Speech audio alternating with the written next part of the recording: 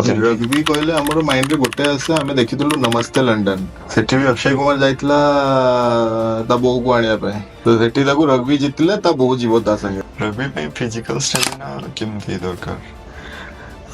Physically ମାନେ ବହୁତ ହି fit ଦରକାର, ପଜିଟିଭ ଆଟିଟ୍ୟୁଡ। ପଜିଟିଭ। ରଞ୍ଜିତ ଭାଇ ପୁରା ପଜିଟିଭ, ମାନେ ନେଗେଟିଭ ର ଗୋଟେ ବୁନ୍ଦ ବି ନାହିଁ। ଆମର ଦିଟା ଝିଅ ଖେଳିଛନ୍ତି ଇଣ୍ଡିଆ, ଆରତୀ ପାର୍ବତୀ। ସେ ପାର୍ବତୀ ଯିଏ, ସିଏ ତା ବାପା ଜମା ରାଜି ନଥିଲେ। ଆଚ୍ଛା ରଗ୍ବି ଗୋଟେ କଣ ଖେଳ, ତମେ ଖେଳିବ କଣ, ନେଇଯିବ କୁଆଡେ, ନେଇଯିବ କଣ, ନେଇଯିବ ଦୁନିଆ କଥା କହିଲେ। ଆଚ୍ଛା କିନ୍ତୁ ଆଉ ଗୋଟେ ପ୍ରୋବ୍ଲେମ ଥିଲା ଆମ ପାଇଁ କି, ଯଦି ଝିଅ ମାନେ ଆଉ ସର୍ଟ ପ୍ୟାଣ୍ଟ ପିନ୍ଧିବେ, ସେଇଟା ବି ଗାଁରେ ତ ଜଣେ ସ୍ପୋର୍ଟସ ଲାଇନ ରେ ଗଲେ ଗାଁ ଲୋକ ଭାବନ୍ତି କିଛି କରୁନି ବୋଲି, ହେଲେ ସିଏ କି କରି ସାରିଲାଣି ସେଇଟା ଦେଖ। ଏବେ ବି ଫ୍ରି ଅଫ କଷ୍ଟ ଚାଲିଛି। କୌଣସି ପିଲା ପଇସା ନଉନୁ। ମୟୂରଭଞ୍ଜ ଜଣେ ବହୁତ ବଡ ରାଜନେତା, ଯାହାକି ଯୋଉ ଏରିଆରେ ଆମେ ବସିଛୁ ସେଇ ଏରିଆରେ ତ ସିଏ ମତେ କହିଥିଲେ, ଭାଇ କହିଥିଲେ କି ତମେ ଗୋଟେ ମାନେ ପଙ୍କୁଟାକୁ ଧରିକି ପଳେଇ ଆସିଛ, ଭାବୁଛ ମୁଁ ପନିକି ଦେଇଦେବି।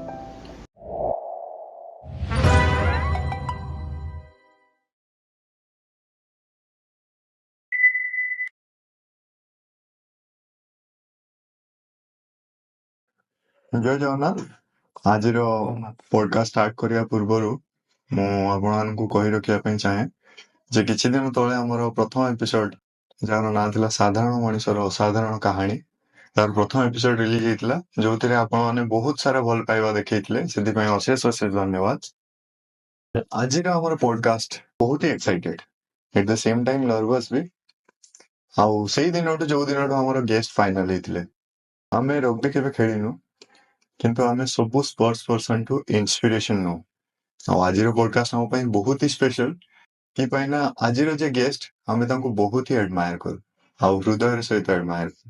ମୟୂରଭଞ୍ଜ ଜିଲ୍ଲାର ଠାକୁରମୁଣ୍ଡା ଏବଂ ସେଠି ଗୋଟେ ଛୋଟ ଗାଁ, ସାଧାରଣ ଗାଁ ଚମ୍ପାଝର, ଏବଂ ସାଧାରଣ ବର୍ଗରେ ଜଣେ ଅସାଧାରଣ ମଣିଷର ଜନ୍ମ ହେଇଥିଲା, ଯାହାର ନାଁ ଦିବ୍ୟରଞ୍ଜନ ଦାସ। ଆଉ ସିଏ ଏଥିପାଇଁ ସ୍ପେଶାଲ ଯେ ତାଙ୍କ ଭିତରେ ବି ଗୋଟେ ଛୋଟ ପିଲା ଅଛି, ଯିଏକି ଦିନେ ବହୁତ ବଡ ସ୍ୱପ୍ନ ଦେଖିଥିଲା ଏବଂ ତାକୁ ସାକାର ମଧ୍ୟ କରିଥିଲା। ତ ଆଜିକାର ପଡକାଷ୍ଟ ସେଇମାନଙ୍କ ପାଇଁ ଇମ୍ପୋର୍ଟାଣ୍ଟ, ସେଇମାନେ ଦେଖିବା ପାଇଁ ଇଚ୍ଛୁକ ହେବେ ଯେଉଁମାନେ ତାଙ୍କ ଭିତରେ ବି କିଛି ଗୋଟେ ପଟେନସିଆଲ ଫିଲ୍ କରିଛନ୍ତି। ତ କେମିତି କରିବେ, ଲାଇଫରେ କେମିତି ଡିସିପ୍ଲିନ ହେବେ, ଲାଇଫରେ କେମିତି ସବୁ କମ୍ପିଟିସନକୁ ବିଟ୍ କରିକି ଏକ ନମ୍ବର ହେବେ, ସେଇମାନଙ୍କ ପାଇଁ ଆଜିର ପଡକାଷ୍ଟ। ଆଜିର ପଡକାଷ୍ଟ ମାନେ ଦିଟା ରିଜନ ପାଇଁ ଆମ ପାଇଁ ସ୍ପେଶାଲ ହବ, ବିକଜ କିଛି ଶିଖିବେ ବି। ମୋ ପଡକାଷ୍ଟର ମୋରାଲ ଯୋଉଟା ଦିଏ ମେସେଜଟା, ଯେ ଆମେ ତାଙ୍କ ଷ୍ଟ୍ରଗଲ ଟା ଜାଣିବା। ଖାଲି ଦିବ୍ୟ ନାହାନ୍ତି ଆଜି ଆମ ସାଙ୍ଗରେ ଆଉ ଜଣେ ମାନେ ମହାନ ହସ୍ତି ଅଛନ୍ତି, ଯାହାଙ୍କ ଷ୍ଟୋରି ଆପଣ ହିଁ ଶୁଣିବେ, ବହୁତ ସ୍ପେଶାଲ। ସେ ମାନେ ଗୁଜବମ୍ସ ଆସିଯାଉଛି। ସେ ଯୋଉ ଟାଇପ ର ଆସିଲେ, ସେ ଗାଡିରୁ ଓହ୍ଲେଇଲେ, ମତେ ଇଚ୍ଛା ହଉଥିଲା କି ମୁଁ ଆପଣଙ୍କୁ ଦେଖେଇବି, କିନ୍ତୁ ସେଇ ଟାଇପ ର ପର୍ସନ ଜଣେ ଆଜି କେତେ କେତେ ବଡ ବଡ ପ୍ରତିଭା ପାଇଁ ସିଏ ଇନ୍ସପିରେସନ, ସିଏ ଫାଇନାନ୍ସିଆଲି, ଫିଜିକାଲି ଏଣ୍ଡ ମେଣ୍ଟାଲି। ତ ସେଟା ଆମେ ଦିବ୍ୟଙ୍କ ପାଖରୁ ଜାଣିବା ତାଙ୍କ ବିଷୟରେ। ତ ଆଉ ଡେରି ନ କରିକି let's welcome Divya and mister ରଞ୍ଜିତ।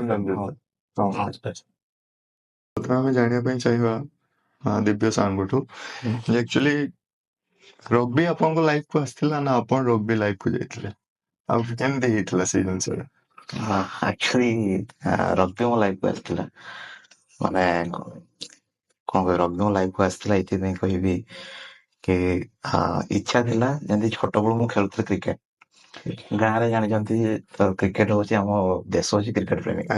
ଆମେ ଜାଣୁ ବି ଯେ କ୍ରିକେଟ ହେଲା ଆମ ନ୍ୟାସନାଲ ଗେମ୍। 50% ଲୋକ ଭାବନ୍ତି ଯେ କ୍ରିକେଟ ଆମର ନ୍ୟାସନାଲ ଗେମ୍, କିନ୍ତୁ ଆମେ ହକି, ଆମ ଗେମ୍ ହଉଛି ନ୍ୟାସନାଲ ଗେମ୍ ହଉଛି ହକି। କିନ୍ତୁ ଆମେ ହକିକୁ ବେଶୀ ପ୍ରାଧାନ୍ୟ ଦିଅନ୍ତିନି, କ୍ରିକେଟକୁ ପ୍ରାଧାନ୍ୟ ଦଉଛନ୍ତି। ତ ଏଠି ଯେତେବେଳେ ମୁଁ ଗାଁରେ ରହିଥିଲି, ଛୋଟ ଗୋଟେ ଗାଁ, ଯେମିତି ଆପଣ କହିଲେ ଚମ୍ପାଚର, ଚମ୍ପାଚର ଆଉ ଟିକେ ଆଗକୁ ଅଛି ଗୋଟେ ପାହାଡ ତଳେ କିଚୁଆ ବୋଲି ଗାଁ ଗୋଟେ, ସେଇଠି ମୋ ଜନ୍ମ। ସେ ଚମ୍ପାଚରରେ ମୁଁ ବଢିଛି।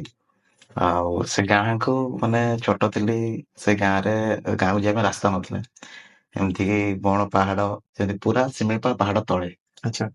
ଏମିତି ନଥିଲା କି ଆମେ ବି ଶିମିଳିପାଳ ତଳେ ଅଛୁ। ତ ଏମିତି ଦିନ ଥିଲା କି ଆମେ ମାନେ ଯଦି ଗାଡି ଥରେ ଆସୁଛି, ଆଉ ବର୍ଷା ଯଦି ହେଇଗଲା, ଏମିତି ବର୍ଷା ସିଜିନ ଆସିଗଲା, ଆଉ ନେକ୍ସଟ ଥର ଯିବା ପାଇଁ ଆଉ ରାସ୍ତା ନାହିଁ। ତ ଏପଟେ ଯିଏ ରହିଗଲା ରହିଗଲା। ସେପଟେ ଯିଏ ରହିଗଲା ରାସ୍ତା ବହୁତ କାଦୁଅ। ଆଚ୍ଛା ଭଗବାନଙ୍କ ଆଶୀର୍ବାଦରୁ ଏବେ ସରକାରଙ୍କ ଯୋଉ କିଛି କିଛି ଯୋଜନା ସବୁରେ ଏବେ ପିଚୁ ସଡ଼କ ହେଇଯାଇଛି। ଆଚ୍ଛା ଆଉ ସେଇ ଗାଁରେ ମୋର ଜନ୍ମ, ବଟ୍ ଚାଇଲ୍ଡହୁଡ୍ ପୁରା ସେଇ ରାସ୍ତାରେ ହିଁ ସେଇ କଟିଛି। ରାସ୍ତାରେ ହିଁ କଟିଛି। କମ୍ୟୁନିକେସନ କେମିତି ହଉଥିଲା? ସାଇକେଲରେ ଯିବା ଆସିବା ନିୟରେଷ୍ଟ ମାର୍କେଟ କୋଉଟା ଥିଲା? ଚମ୍ପାଜି। ଚମ୍ପାଲି। ଆଚ୍ଛା ଆଚ୍ଛା ତ ସେଇଠୁ ଆମେ ତାକୁ ଶିଫ୍ଟ କଲୁ। ବାପା ଦୋକାନ କରିଥିଲେ ଆମର ଚମ୍ପାଜରରେ, ଆମର ଜଳଖିଆ ଦୋକାନ ଥିଲା। ଆଚ୍ଛା ତ ବାପା ଆସନ୍ତି ରାତିରେ ଯାଆନ୍ତି ସାଇକେଲ ସାଇକେଲରେ, ତ ମତେ ବି ନେଇ ଆସନ୍ତି। ମୁଁ ତାପରେ ମୁଁ କହିଲି ନାଇଁ ବାବା ମୁଁ ଚମ୍ପାଜରରେ ପାଠ ପଢିବି। ତ ସେଇଠି ରହିକି ପଢିଲେ। ସେଇଠି ରହିକି ପଢିଲି। ପାଠ ପ୍ରତି ଇଣ୍ଟରେଷ୍ଟ ଥିଲା ଛୁଆ ବେଳୁ? ହଁ ପାଠ ନେଇ ଥିଲା, ତ ପାଠ ଟିକେ ଭଲ ହଉଥିଲା, ଆଚ୍ଛା ତ ଖେଳୁ ବି ଥିଲି ଟିକେ। ତ ଗାଁରେ ବଡ ଭାଇ ମାନେ ଥିଲେ, ସାଙ୍ଗମାନେ ସବୁ କ୍ରିକେଟ ଖେଳୁଥିଲେ, ତ ମୁଁ ବି ସେତେବେଳେ ଟିକେ ଖେଳୁଥିଲି ହାଲକା ଫୁଲକା, ଛୋଟ ବଡ ଜାଣିଥିବେ ସମସ୍ତେ। ଆଜ୍ଞା। ଫେଭରେଟ କ୍ରିକେଟର କିଏ? ଫେଭରେଟ ବିରାଟ କୋହଲି। ତ ସେଇଠୁ ମୁଁ ଯେତେବେଳେ କ୍ଲାସ 1 ରୁ 5 ପଢିଲି ଚମ୍ପାଚର ଆଶ୍ରମ ସ୍କୁଲରେ। କ୍ଲାସ 6 ରେ ମୋର ଆଡମିସନ ପାଇଁ ଆମେ ଗଲୁ ତପୋବନ ହାଇସ୍କୁଲ, ଆଚ୍ଛା ସେଇଟା କୋଉଠି? ଭୁବନେଶ୍ୱର। ଭୁବନେଶ୍ୱର। ତ ମୁଁ ଆପ୍ଲାଏ କରିଥିଲି ମାନେ କ୍ଲାସ 6 ରୁ ଭୁବନେଶ୍ୱର ଶିଫ୍ଟ ହେଲେ? ସିଫ୍ଟ ହେଲେ, କିନ୍ତୁ ତପୋବନ ହାଇସ୍କୁଲ ଆଡମିସନ ହେଇପାରିନଥିଲା। ଆଉ ସେଠି ଜଣେ ଆମର ଥିଲେ, ଆପଣ ଜାଣିଥିବେ କି ନାଇଁ ଜାଣିନି, ତରଙ୍ଗର ଡାଇରେକ୍ଟର ଥିଲେ ଆମର ଜ୍ୟୋତି ରଞ୍ଜନ ମାଇସିଆ। ସିଏ ଆମକୁ ବାପାଙ୍କୁ କହିଥିଲେ କି ତମେ ତପୋବନରେ କାହିଁକି ଦବ, କିସ୍ ଗୋଟେ ସ୍କୁଲ ଅଛି କଳିଙ୍ଗେଶ୍ୱର ସୋସିଆଲ ସାଇନ୍ସେସ୍, ଆପଣ ଜାଣିଥିବେ ସମସ୍ତେ, ଆଚ୍ଛା ଡକ୍ଟର ଅଚ୍ୟୁତ ସାମନ୍ତଙ୍କର। ଆଜ୍ଞା। ତ ସେଇଠି ଆପ୍ଲାଏ କର। ତ ଆପ୍ଲାଏ କଲୁ। ତାଙ୍କ ସହିତ ମାନେ କନେକ୍ଟିଭିଟି ସିଏ ଆମର ସିଏ ହଉଛନ୍ତି ଆମ ଗାଁ ପାଖର। ତ ସେମିତି ମୁଁ ଯୋଉ ସ୍କୁଲରେ ପାଠ ପଢୁଥିଲି ସେ ସ୍କୁଲରେ ତାଙ୍କ ବାପା ହେଡମାଷ୍ଟର ଥିଲେ। ଆଚ୍ଛା ତ ସିଏ ସେମିତି ସମ୍ପର୍କ ଗୋଟେ ବଢି ଯାଇଥିଲା। ତ ସିଏ ସେଠୁ କହିଲେ କି ହଉ ଠିକ ଅଛି, ସଜେସନ ଦେଲେ ଯେତେବେଳେ ଆମେ ଯାଇଥିଲୁ। ସେଠି ଆପ୍ଲାଏ କଲା ପରେ ଇଣ୍ଟରଭ୍ୟୁ ଦେଇଥିଲି, ଇଣ୍ଟରଭ୍ୟୁ ଦେଲା ପାସ୍ ବି ହେଲି, କ୍ୱାଲିଫାଇ କଲି। ସେଇଠୁ ମୋର ଇଚ୍ଛା ଥିଲା କି ନା ମୁଁ ଭୁବନେଶ୍ୱର ହିଁ ପାଠ ପଢିବି। 2006 ମୋର ଷ୍ଟାର୍ଟ ହେଲା ମାନେ ପାଠ ପଢା। ଆଉ ଯେତେ ସବୁ ମାନେ ଗ୍ରୋଥ ହେଇଛି ବୋଧେ ସେଇଠୁ ଆରମ୍ଭ ହେଇଛି। ଗୋଟେ ନୂଆ ଏରିଆ, ଏମିତି ଦିନ ଥିଲା ବହୁତ କାନ୍ଦିଛି ମୁଁ, ଘର ଛାଡିକି ଘର। ସବୁ ଘରେ ସବୁ ମାନେ ଶିମିଳିପାଳରୁ ବାହାରିକି ଡାଇରେକ୍ଟ ଭୁବନେଶ୍ୱର। ଗୋଟେ ନୂଆ ଜାଗା, ନୂଆ ଲୋକ। ପ୍ରତ୍ୟେକ ରବିବାର ଦିନ ମୁଁ ଜଗିଥାଏ। ସେଠିକି କମେଣ୍ଟ କରୁନଥିଲେ ଜଙ୍ଗଲି ଛୁଆ? ହଁ ସେ କୁହନ୍ତି ମୟୂରଭଞ୍ଜ ଛୁଆ କିସ କହିଲେ, କିସ କଣ କହୁଛ? ତ ସେଠି କଣ ଚାଲେ ତ କିସ, ମୁଁ ସବୁବେଳେ ସେ କିସ କିସ କହିଲା ବେଳକୁ। ବଟ୍ ମାନେ ସେମାନେ କହିଲେ ଏମ୍ବାରେସ୍ ଫିଲ୍ ହୁଏ କି ନାଇଁ, ଲାଗେ କି ଲଢି ଯାଆନ୍ତି ନାଇଁ ଆମେ ଆମ ଭାଷା? ମୁଁ ସେଇଆ ହିଁ କୁହେ, ମୁଁ କହେ ଆମେ ମୟୂରଭଞ୍ଜ, ଆମେ ଜିନିଷ ମୟୂରଭଞ୍ଜ, ଏତେ କଣ ଅଛି କହିବା। ମୁଁ ନିଜ ଭାଷା ତ ନିଜେ କିଛି କରିବାର ନାହିଁ, କିନ୍ତୁ ଯାହା ବି ଖୁସି ଲାଗେ ବହୁତ ସେଠି କୋଅପରେଟିଭ। କାରଣ ସେଠି ଆମେ 62 ପ୍ରକାର ଜନଜାତି ପିଲା ରହୁଛନ୍ତି କିସରେ। ତ ସମସ୍ତେ ଗୋଟେ ଫ୍ୟାମିଲି ଭଳିଆ ଆମେ ରହୁ। ଆଉ ମାନେ ଲାଇଫରେ ଟର୍ନିଂ ପଏଣ୍ଟ କିସ୍, କିସ୍ ମାନେ ଶ୍ରେୟ ସବୁ କିସ୍ କୁ ହିଁ କୁ ଯିବ। ଯିବ। ଓକେ ସେଟା ବି ଭଗବାନ ମାନେ ସେତେବେଳୁ ବାଟ କଢେଇ ନେଇଛନ୍ତି, ତପୋବନରୁ ଡାଇରେକ୍ଟ କିସ୍ ମାନେ ଭଗବାନ ଅଲରେଡି ଦେଇ ଦେଇଛନ୍ତି। ଏମିତି ଯାହାବି ମ୍ୟାକ୍ସିମମ୍ ପାହାଡି ଛୁଆ ମାନେ କିଛି କରନ୍ତି, କରିକି ଦେଖାନ୍ତି। ତ ସେଇଠୁ ଆମେ 2007ରେ ଆମର 2006ରେ ଗୋଟେ ଖେଳ ଆସିଲା ରଗ୍ବି, ନୂଆ ନୂଆ ବାହାରୁ ପୁରା ଆସିଲେ ଫରେନର ମାନେ ସବୁ ଶିଖେଇବା ପାଇଁ।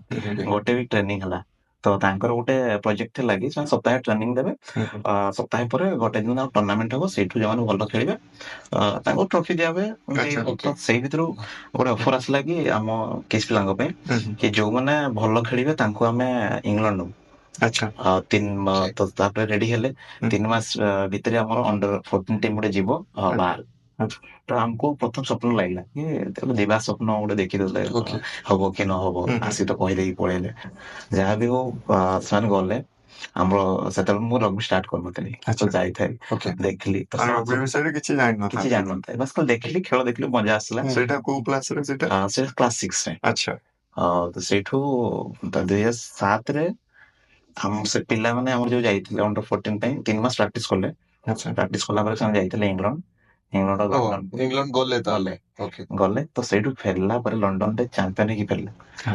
ଆଉ ଏଇଟା ହଉଛି ଏତେ ଖୁସି, ଆମ ସେଇ ଯୋଉ ଥିଲେ ଟିମ୍ ଟା ଆମ ହାଏଷ୍ଟ ଥିଲେ ମୟୂରଭଞ୍ଜ ଜିଲ୍ଲାର ସେଇ ଟିମରେ।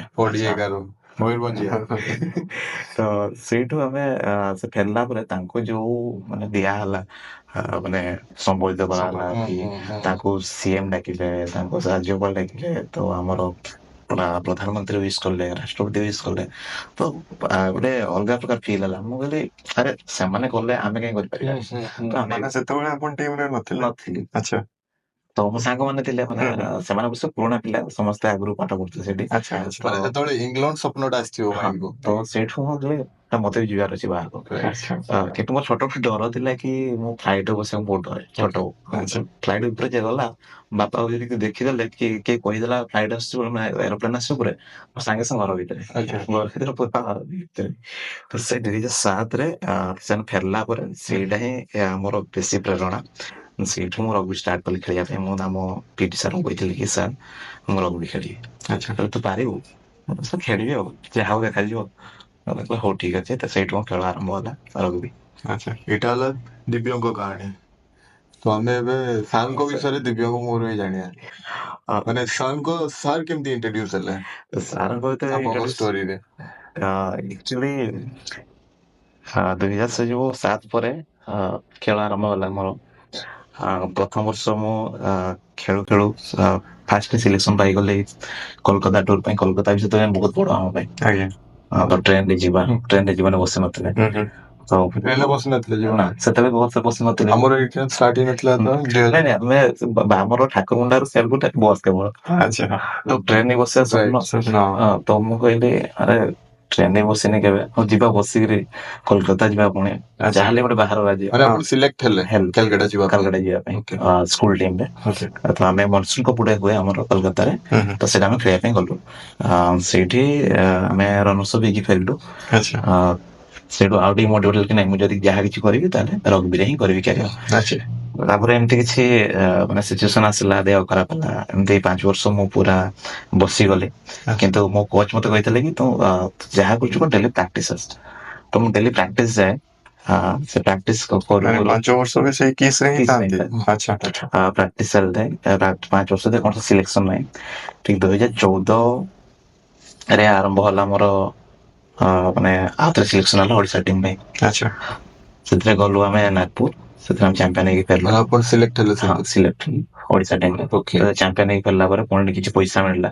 ସିଲେକ୍ଟ ହବାଟା କେତେ ଟଫ୍ ଥିଲା? 5 ବର୍ଷ ଯେତେବେଳେ ଦେହ ଖରାପ ଥିଲା, ଗ୍ୟାପ୍ ହେଇଗଲା। ଏତେ ଗ୍ୟାପ ପରେ 5 ବର୍ଷ କେମିତିକା ସିଲେକ୍ଟ? ଦେହ ଖରାପ ମାନେ ଫିଜିକାଲି ଜଣେ ୱିକ୍ ହେଇଯାଏ ତ normally।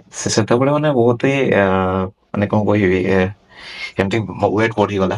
ଆଚ୍ଛା ୱେଟ୍ ବଢିଗଲା ତ ତାପରେ ମନେ ମନେ ବହୁତ ଲୁଜ ଫିଲ୍ ହେଲା ମତେ କି କିଛି କରିପାରିବି ନ କରିପାରିବି। ତ ହଁ ନାଇଁ ଭିତରେ ହିଁ କହିଲେ ତୁ ପାରିବୁ ଚାଲ। ତ ସେଇ ଗୋଟେ ଜିନିଷଟା ସାର୍ ଯୋଉ କହିଥିଲେ ଆମକୁ କି ତମେ ଡେଲି ପ୍ରାକ୍ଟିସ ଆସ, ମୁଁ ଡେଲି ପ୍ରାକ୍ଟିସ ହିଁ ଯାଉଥିଲି। ସେତିକିରେ ଯାହା ହଉ ମୋର ଏକ୍ସପିରିଏନ୍ସ କାମ ଦେଲା ସେତେବେଳେ। Okay. ଆଉ ଫିଟନେସ୍ ଠିକ ଥିଲା। ତ ଠିକ ଲାଷ୍ଟ ମୋମେଣ୍ଟରେ ଏତେ ଫିଟ୍ ହେଇଗଲି, Okay. ଟିମରେ ମିଳିଗଲା ଚାନ୍ସ। ଆଉ ଗଲୁ ଆଉ ସେଟା ଆମେ ଜିତିକି ଆସିଲୁ, ଚାମ୍ପିୟନ ହେଇକି ଆସିଲୁ। ଓଡ଼ିଶା ଚାମ୍ପିୟନ? ଓଡ଼ିଶା ଚାମ୍ପିୟନ ହେଲା। Okay. ଆଉ ସେଠି ଫେରିଲା ପରେ ପୁଣି ଆଉଥରେ ଆମକୁ 2016ରେ ଆଉଥରେ ସିଲେକ୍ସନ ମିଳିଲା ଓଡ଼ିଶା ଟିମ୍ ପାଇଁ ଅଣ୍ଡର-20 ରେ। ଆଚ୍ଛା ସେଥିରେ ଆମେ ଥାର୍ଡ ପ୍ଲେସ୍ ହେଲୁ। ତ ସେତେବେଳକୁ ଆମର ଓଡ଼ିଶା ଗଭର୍ଣ୍ଣମେଣ୍ଟ ଆମର ରଗ୍ବିକୁ ଆଡ କରିଦେଲେ ମାନେ ଡିସିପ୍ଲିନ ରେ। ଆମର ଯୋଉ Okay. ଯୋଉ ଅଥରାଇଜେସନ ସେଟା କୋଉ year? 2020? 2015ରେ 2015? Okay. ଆମର ଯେତେବେଳେ ଆମର ଏଠି ସୁଦାମ ମାରାଣ୍ଡି ଯେତେବେଳେ ଆମ ସ୍ପୋର୍ଟସ ମିନିଷ୍ଟର ଥିଲେ, Okay. ସିଏ ସେତେବେଳେ ସେ ଜିନିଷଟାକୁ ଆଡ କରିଥିଲେ। ଆଚ୍ଛା। ଆମେ ଯେହେତୁ ଦେଖିଲେ ଆମ ମ୍ୟାକ୍ସିମମ୍ ପିଲା ମୟୂରଭଞ୍ଜରୁ, ଆମେ ବହୁତ ଆପ୍ରୋଚ କରିଥିଲୁ ସାର୍ଙ୍କୁ। ତ ଆଚ୍ଛା ଯାଉ ସାର୍ ସେ ଜିନିଷଟାକୁ ଆଡ କଲେ ସ୍ପୋର୍ଟସ। ତାପରେ ଆମକୁ ଗଭର୍ଣ୍ଣମେଣ୍ଟ ଫେସିଲିଟି ଆରମ୍ଭ ହେଲା। Okay. ମାନେ 2015 ପୂର୍ବରୁ ଆଜ୍ଞା। ସବୁ କିଛି କିସ୍ ତରଫରୁ ହିଁ ଥିଲା। ସବୁ କେସ୍ ତରଫରୁ। 2015 ପରେ ଗଭର୍ଣ୍ଣମେଣ୍ଟ ଇନଭଲ୍ଭ ହେଲା। Okay.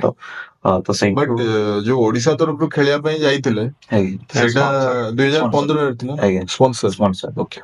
ସ୍ପନ୍ସର ତାପରେ ଏମିତି ବି ସେ ଯୋଉ ଆମର ଯିଏ ସେକ୍ରେଟାରୀ ଥିଲେ କି ଆମର ପ୍ରେସିଡେଣ୍ଟ, ସେମାନେ ତାଙ୍କ ନିଜସ୍ୱ ଫଣ୍ଡିଂ ସବୁ Okay. କରିକି ଆଚ୍ଛା। ଆମକୁ ପଠେଇଥିଲେ। ବେଶୀ ତ ଆମେ ବେଶୀ ଧନ୍ୟବାଦ ଦବୁ, କୃତଜ୍ଞତା ଜ୍ଞାପନ କରୁ ଆମର ଯୋଉ କିଟ୍ କିସ୍ର ପ୍ରତିଷ୍ଠାତା ଡକ୍ଟର ଅଚ୍ୟୁତ ସାମନ୍ତ ସାର୍। ତାଙ୍କ ପାଇଁ ଆଜି ବହୁତ ବଢିଛି। ଭିଜନାରୀ ମାନେ ତାଙ୍କ ପାଖରେ ଭିଜନ ଅଛି। ଭିଜନ ଅଛି। ତ 2007 ଆସିଲା ପରେ ସିଏ ବହୁତ ସ୍ପୋର୍ଟସ ପ୍ରାଧାନ୍ୟ ଦେଇଥିଲେ। ତ ସେଇଠୁ ହିଁ ରଗ୍ବି ଗ୍ରୋଥ କରିବା ଆରମ୍ଭ ହେଇଥିଲା। ଆଚ୍ଛା ତ ସେଇଠୁ 2016 ସରିଗଲା, ସେଠି ମୋର ଗ୍ରାଜୁଏସନ ସରିଲା। ତ ବାପାଙ୍କ ମାଙ୍କର ଇଚ୍ଛା ଥିଲା, ସମସ୍ତଙ୍କର ଇଚ୍ଛା କି ପୁଅ ଭଲ ଚାକିରି କରୁ। ବାପା ତାକୁ ସିକ୍ୟୁର ହେଇଯାଉ, ଗଭର୍ଣ୍ଣମେଣ୍ଟ ଜବ୍ ଟେ କରି ଆକୁ ସିକ୍ୟୁର ହେଇଯାଉ। କିନ୍ତୁ ମୋର ଇଚ୍ଛା ଥିଲା ମୁଁ ସ୍ପୋର୍ଟସ ଲାଇନରେ ଯିବି। ଆଚ୍ଛା ବାପା କହିଲେ ବ୍ୟାଙ୍କରେ ଚାକିରି କର, ମୁଁ କହିଲି ମୁଁ ସ୍ପୋର୍ଟସ ଲାଇନରେ ଯିବି। ତ ଆମେ ସାଙ୍ଗମାନେ ଆମେ କିଛି ଥିଲୁ କି ଯେତେବେଳେ କ୍ଲାସ 10 ସରିଲା କି ଡିସାଇଡ କରିଥିଲୁ କି +2 ଫାର୍ଷ୍ଟ ମାନେ ଯଦି ଫାର୍ଷ୍ଟ କ୍ଲାସ ହବ ତାହେଲେ ସାଇନ୍ସ ପଢିବା, ସେକେଣ୍ଡ କ୍ଲାସ ହେଲେ କମର୍ସ ପଢିବା, ଥାର୍ଡ ହେଲେ ଆମେ ଆର୍ଟ୍ସ ପଢିବା। ନାଇଁ ଆର୍ଟ୍ସ ନାଇଁ ଡିପ୍ଲୋମା କରିବା। ଆଚ୍ଛା ତ ଡିପ୍ଲୋମା କଲେ ଆମର ଥାର୍ଡ କ୍ଲାସ ହେଲେ ଡିପ୍ଲୋମା ଡିପ୍ଲୋମା କରିବା। କଣ କରିବା। ତ ଯାହା ବି ହବ ଭଗବାନ ସେକେଣ୍ଡ କ୍ଲାସ ହେଲା ଆମେ ସମସ୍ତେ କମର୍ସ କଲୁ। କମର୍ସ ପଢିଲା ପରେ ବ୍ୟାଙ୍କିଂ ଲାଇନ ବାପା ବହୁତ ଚାହିଁଥିଲେ, କିନ୍ତୁ 2016 ପରେ ମୁଁ କହିଲି ନା ମୁଁ ସ୍ପୋର୍ଟସ ଲାଇନରେ ଯିବି, କାରଣ ସ୍ପୋର୍ଟସ ବାଛିଛି, ସ୍ପୋର୍ଟସ ଲାଇନରେ ଯିବି। ଆଉ ଗୋଟେ ଇଚ୍ଛା ଥିଲା କି ସ୍ପୋର୍ଟସ କିଛି କରିବାକୁ। ତ 2017 ମୁଁ ଆସିଲି ବାରିପଦା। ଯେତେବେଳେ କିସ୍ ଛାଡିଲି ମୁଁ Twelfth ପରେ? ନାଇଁ ଗ୍ରାଜୁଏସନ ପରେ ସେଇଠି କିସ୍ ଆଚ୍ଛା graduation ପରେ। ତ ସେଇଠୁ ଆମେ ବିପିଏଡ ପାଇଁ ମୋର ଆଡମିସନ ହେଲା ସମ୍ବଲପୁର ୟୁନିଭର୍ସିଟି ଗଭର୍ଣ୍ଣମେଣ୍ଟ। ଆଚ୍ଛା ତ ଆମର ଦିଟା ଅଛି, ଗୋଟେ ଭୁବନେଶ୍ୱର ଆଉ ସମ୍ବଲପୁର। ତ ରାଙ୍କିଙ୍ଗରେ ମୋର ସମ୍ବଲପୁର ଆସିଲା। ସମ୍ବଲପୁର। ତ ସେଇ ଭିତରେ ଗୋଟେ ଇଚ୍ଛା ଥିଲା କି ଆମେ ତ ଏତେ କିଛି କଲୁ, ଆମ ଜିଲ୍ଲା ପାଇଁ କଣ କରିବା, ଆମ ପିଲାଙ୍କ ପାଇଁ କଣ କରିବା। ଯଦି ଆମେ କିଛି କରିପାରୁନୁ ତାହେଲେ ଆମେ ଏତିକି ଆଗକୁ ଯାଇକି କିଛି ଫାଇଦା ନାହିଁ। ଆଚ୍ଛା ସେଇ ଭିତରେ ଗୋଟେ ବି ଇନସିଡେଣ୍ଟ ହେଇଯାଇଥିଲା କି ଇଂଲଣ୍ଡ ଯିବାର ଥିଲା, ସିଲେକ୍ସନ ହେଇଥିଲା ମୋର, ମୋ ପାସପୋର୍ଟ ହେଇପାରିଲାନି, ମୁଁ ଯାଇପାରିଲିନି ଆଚ୍ଛା 2009ରେ। ତ ସେଇଟା ବହୁତ ମାନେ ବହୁତ ହଟ୍ କରିଥିଲା। ଘାଟୁଥିଲା ହଁ, ଭିତରେ ତ ଭିତରେ ମାନେ ମୁଁ ନ କରିପାରିଲି ତ ମୋ ପିଲାମାନେ ହେଲେ କରନ୍ତୁ। ତ ସେଇ ଜିନିଷଟାକୁ ପୁଣି କେମିତି ହ୍ୟାଣ୍ଡେଲ କଲେ? ତ ସେଇଠୁ 2015 ପରେ ଯୋଉ ସବୁ ବାହାରିଲି, ତ ମୁଁ ରେଫ୍ରି କ୍ୟାରିୟର ଷ୍ଟାର୍ଟ କଲି। ମାନେ ସ୍କୁଲ ରେଫ୍ରି କରୁଥିଲି। ତ ଆମର ଜଣେ ଇଣ୍ଡିଆ ଫେଡେରେସନର ଆସିଥିଲେ, ଇଣ୍ଡିଆନ ଫେଡେରେସନ ଯୋଉ ଆମର ସୁରଜିତ ଘୋଷ ବୋଲି ଆମର ହାଇ ପରଫର୍ମାନ୍ସ ମ୍ୟାନେଜର, ସିଏ ମତେ ଦେଖିଲେ। ତ ସେ କହିଲେ କି ତୁ କୋର୍ସ କାଇଁ କରୁନୁ। ତ ମୁଁ କହିଲି ମୁଁ ତ ଜାଣିନି ସେ ବିଷୟରେ। ହଉ ଠିକ ଅଛି ତୁ ରେଫ୍ରି କୋର୍ସ କର। ମୁଁ ରେଫ୍ରି କୋର୍ସ କଲି।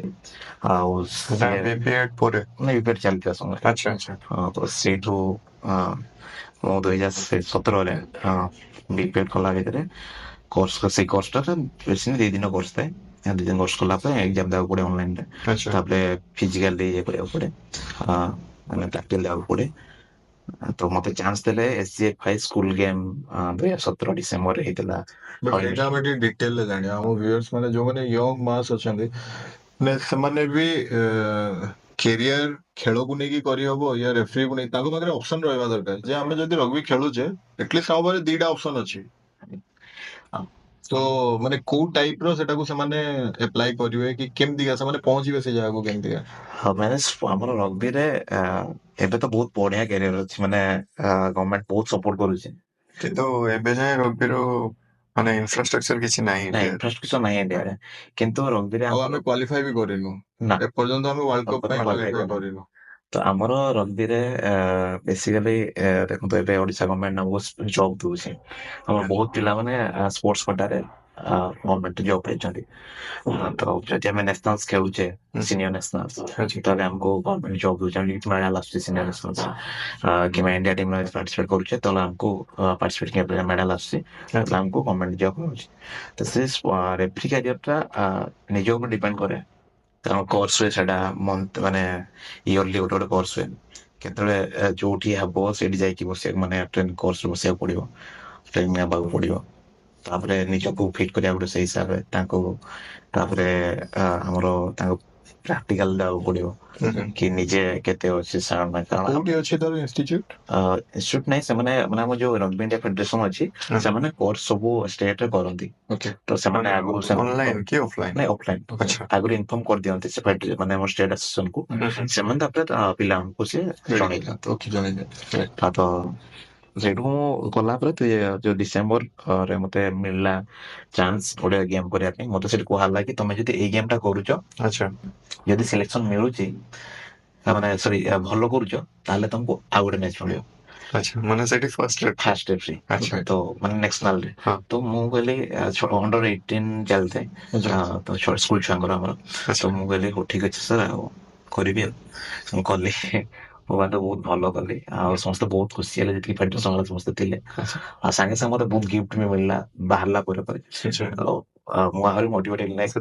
ନୂଆ ଜର୍ଣ୍ଣି ଗୋଟେ ଷ୍ଟାର୍ଟ ହେଲା ସେଇଟା। କେତେ ବର୍ଷ ହେଇଥାଏ ସେତେବେଳେ?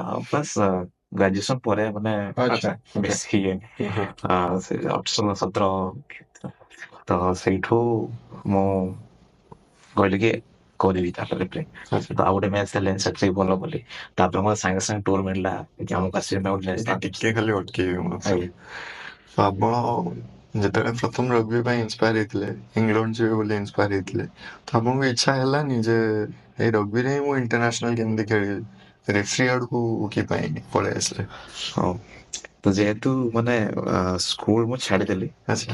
କାରଣ ମୋତେ ପ୍ରାକ୍ଟିସ ପାଇଁ ଜାଗା ନଥିଲା ଓକେ ତ ମୁଁ ସେଇଠୁ ପୁରା ସେପାରେଟ ହେଇଗଲି ଆଚ୍ଛା କାରଣ ସମ୍ବଲପୁର ସେମିତି ଇନଫ୍ରାଷ୍ଟ୍ରକ୍ଚର ନାହିଁ ସେଠି କେହି ପିଲା ବି ନାହାନ୍ତି ସେ ତ ମୁଁ ଏକା ପ୍ରାକ୍ଟିସ କରିପାରିବି ଆଚ୍ଛା ଇଏ ହଉଛି ଟିମ୍ ଗେମ୍ ତ ବହୁତ ମାନେ ଗ୍ୟାପ୍ ହେଇଗଲା ତ ମୁଁ ସେଠୁ ଚାହିଁଲି କି ନାଇଁ ମୁଁ ରେଫ୍ରିରେ କ୍ୟାରିୟର କରିବି ରେଫ୍ରିରେ ହିଁ ଆଗକୁ ଯିବି ଆଚ୍ଛା ସେଇଆ ହିଁ ହେଲା ତ ସେତେବେଳେ ଫେରିଲା ପରେ ତାପରେ ଯୋଉ ମତେ ମିଳିଲା ଚାନ୍ସ ନ୍ୟାସନାଲ ପାଇଁ ଏବେ ଟୋଟାଲ ମୁଁ 37ଟା ଟୁର୍ଣ୍ଣାମେଣ୍ଟ ମୁଁ କରିସାରିଲିଣି all India Okay. Tournament juniors ମିଶିକିରି ଆଚ୍ଛା ଆଉ ତା ସହିତ ମୋର ଗୋଟେ ଇଣ୍ଟରନ୍ୟାସନାଲ ଯୋଉଟା କି ଓଡ଼ିଶାରେ ହିଁ ହେଇଥିଲା ଅବଶ୍ୟ ଅଣ୍ଡର 18 ଆଉ ସିଙ୍ଗାପୁରରେ ହେଇଥିଲା ମୋର କୋର୍ସ ହେଇଥିଲା ଆମର ରେଫ୍ରି ର ଏଇ କୋର୍ସଟା ସେଇଥିରେ ବି ଯାଇଥିଲି ମୁଁ ସିଙ୍ଗାପୁର ପରେ ସମସ୍ତେ ଜାଣିବା ପାଇଁ ଧୀରେ ଧୀରେ ଷ୍ଟାର୍ଟ କଲେ ତାପରେ ଜାପାନ ଯାଇଥିଲି ଆଚ୍ଛା ତ ସେଇଗୁଡା ତ ଆସ୍ତେ ଆସ୍ତେ ସେଇଟା ରେଫ୍ରି ହେଲା ପରେ ରେଫ୍ରି ହେଲା ପରେ ଆଚ୍ଛା ତ ମୋ ରେଫ୍ରି ପାଇଁ ହିଁ ସେତିକି ଗ୍ରୋ କଲି ସେଇଠୁ ଯୋଉ 2017 ଆସିଲା ପରେ ବାହାରିଲା ପରେ ରଗ୍ବି ଆମେ ଷ୍ଟାର୍ଟ କଲୁ ମୟୂରଭଞ୍ଜରେ ମୟୂରଭଞ୍ଜ ଆମେ ଆରମ୍ଭ କଲୁ ସେତେବେଳେ ନୂଆ ନୂଆ ଆମକୁ କେହି ପଚାରୁନଥିଲେ ଆମେ ଏଇଟା ଆସିଲୁ 2017 ଆସିଲୁ ସ୍କୁଲ ଏଠି କେହି ପଚାରନ୍ତିନି ତାପରେ ଗୋଟେ ପିଲାଙ୍କୁ ଦେଖା ହେଲା ବଣ୍ଟି ବୋଲି ତାର ଡେଥ୍ ହେଇଯାଇଛି ଅବଶ୍ୟ ନାହିଁ ସେ ବଣ୍ଟି ଆମକୁ ରଞ୍ଜିତ ଭାଇଙ୍କ ସହିତ ମିଶେଇଥିଲା ତ କେମିତି ନା ସେ ଭିତରେ ଟିକେ ଷ୍ଟ୍ରଗଲ ସିଚୁଏସନ ଟିକେ କହିଦଉଛି ନିହାତି ଷ୍ଟୋରି ହିଁ ଜାଣିବା ପାଇଁ ଆକ୍ଚୁଆଲି 2017 ଯେତେବେଳେ ଆମେ ଆସିଲୁ ସେ ଆମର ବୁକାଇ ହାଁସଦା ବୋଲି ଥିଲେ ଭାଇ ବଡ ଭାଇ 2007 ସେ ୱାର୍ଲଡ କପ୍ ଟିମରେ ଯାଇଥିଲେ ସେ ଆମର ଇଂଲଣ୍ଡ ତ ତାଙ୍କ ବଡ ଭାଇ ହେଲେ ମଙ୍ଗଲ ହାଁସଦା ତ ଆମେ ତାଙ୍କ ପାଖକୁ ଆସିଥିଲୁ ଭାଇ ଆମେ ମୟୂରଭଞ୍ଜ ରଗ୍ବି ଆରମ୍ଭ କରିବା ଯଦି ଆମେ ଆଜି କିଛି କରିଛୁ ତାହେଲେ ଆମେ କାହିଁକି ଆମ ପିଲାଙ୍କୁ ନ ଶିଖେଇବା କିନ୍ତୁ ନୂଆ ନୂଆ କୌଣସି ଜାଗାରେ ଆମକୁ ରଗ୍ବି ଗୋଟେ କଣ ଗେମ୍ ସମସ୍ତଙ୍କ ଭୟ କୌଣସି ଅଫିସକୁ ଗଲେ ଆମକୁ ପୋଷଉ ନଥିଲେ ସ୍କୁଲକୁ ଗଲେ ଏଣ୍ଟ୍ରି କରାଉନଥିଲେ ବହୁତ ମାନେ ଏମିତି କି ଯାଇଛି ଦିନ ଆମେ ଖାଇନୁ ମାନେ ସେତେବେଳେ ସ୍କୁଲକୁ ଆପ୍ରୋଚ କରିବା ଷ୍ଟାର୍ଟ ପିଲା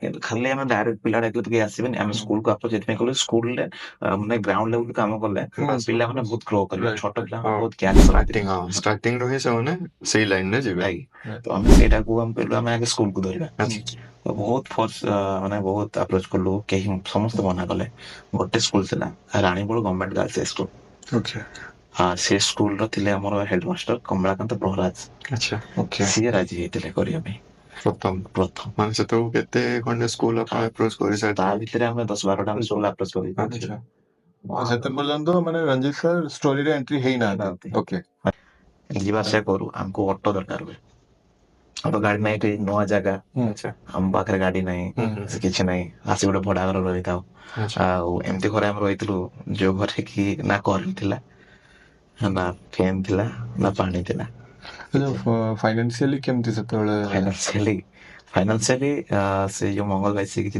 ମାନେ ତାଙ୍କ ପକେଟ ମନି ଦିଅନ୍ତି ମତେ ଘରୁ ଯାହା ଦିଅନ୍ତି ବାପା ମା ମତେ ଖର୍ଚ୍ଚ କରିବା ପାଇଁ ସେ ପଇସା ନିଜସ୍ୱ ଇନକମ୍ ସୋର୍ସ ସେତେବେଳେ କଣ ଥିଲା କିଛି ନାହିଁ ରେଫ୍ରି ପାଇଁ ସେଟା ୱାନ୍ ଟାଇମ୍ ଥାଏ ତ ସେତେବେଳେ ଆମ ଷ୍ଟାର୍ଟିଂ ଥାଏ ତ ଗେମ୍ ବି ତ ଏତେ ଗୋଟେ ଗେମ୍ ତ ସେମିତି କିଛି ଇନକମ୍ ନଥିଲା ତ ମୁଁ ବାପା କିଛି ଇନକମ୍ ନଥିଲା ବଟ୍ ଷ୍ଟିଲ୍ ମାଇଣ୍ଡରେ ଫୋକସ୍ ଥିଲା କି ଆମକୁ କରିକି ଦେଖେଇବାର ଅଛି ତ ସେଇଠୁ ଆମେ ଆରମ୍ଭ କରୁ ଆସିଲୁ ପଇସା ନାହିଁ କିଛି ନାହିଁ ଆମର ଥିଲା ଆଉ ଜଣେ ଥିଲେ ଅମର ସେଠୀ ବୋଲି ବାରିପଦାର ସେ ମଙ୍ଗଲ ଭାଇ ତାଙ୍କୁ ଦେଖା କରିଲେ ଆମକୁ ଆମେ ଅମର ଭାଇଙ୍କ ସପୋର୍ଟ ନବା ସିଏ ଚାହିଁଲେ ଆମକୁ ହେଲ୍ପ କରିପାରିବେ ତ ଯାହାବି ହଉ ସିଏ ଆମକୁ କିଛି କିଛି ସହଯୋଗ କରନ୍ତି ଆଉ ଏବେ ପର୍ଯ୍ୟନ୍ତ ଆମ ସହିତ ଅଛନ୍ତି ଆଉ ସେଇ ଭିତରେ ମାନେ ଅଟୋ ଆମେ ତ ଗାଡି ଦରକାର ହୁଏ ତା ବଣ୍ଟି ଗାଡି ଭଳି ଦରକାର ତ ବଣ୍ଟି ଦିନ ଭାଇଙ୍କୁ ଡାକିଲା ଆମେ ଗଲୁ ଦିନେ ଚିହ୍ନା ପରିଚୟ ହେଇଗଲା ନର୍ମାଲି ଏମିତି କଥାବାର୍ତ୍ତା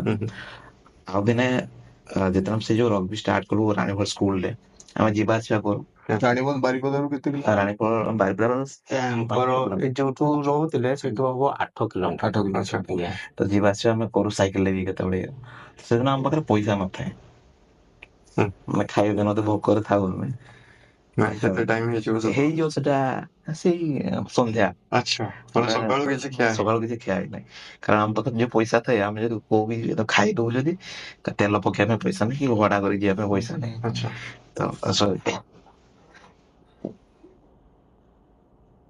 ତ ସେଇଭଳିଆ ଭାଇଙ୍କୁ ଆମେ ଫୋନ କଲୁ, ଭାଇ ଆମେ ରାସ୍ତାରେ ଯାଉଛୁ ଆଉ ଆମ ପାଖରେ ପଇସା ନାହିଁ, ମୁଁ ଟିକେ ଆସିକି ନେଇକି ଛାଡ଼ିଦେବେ।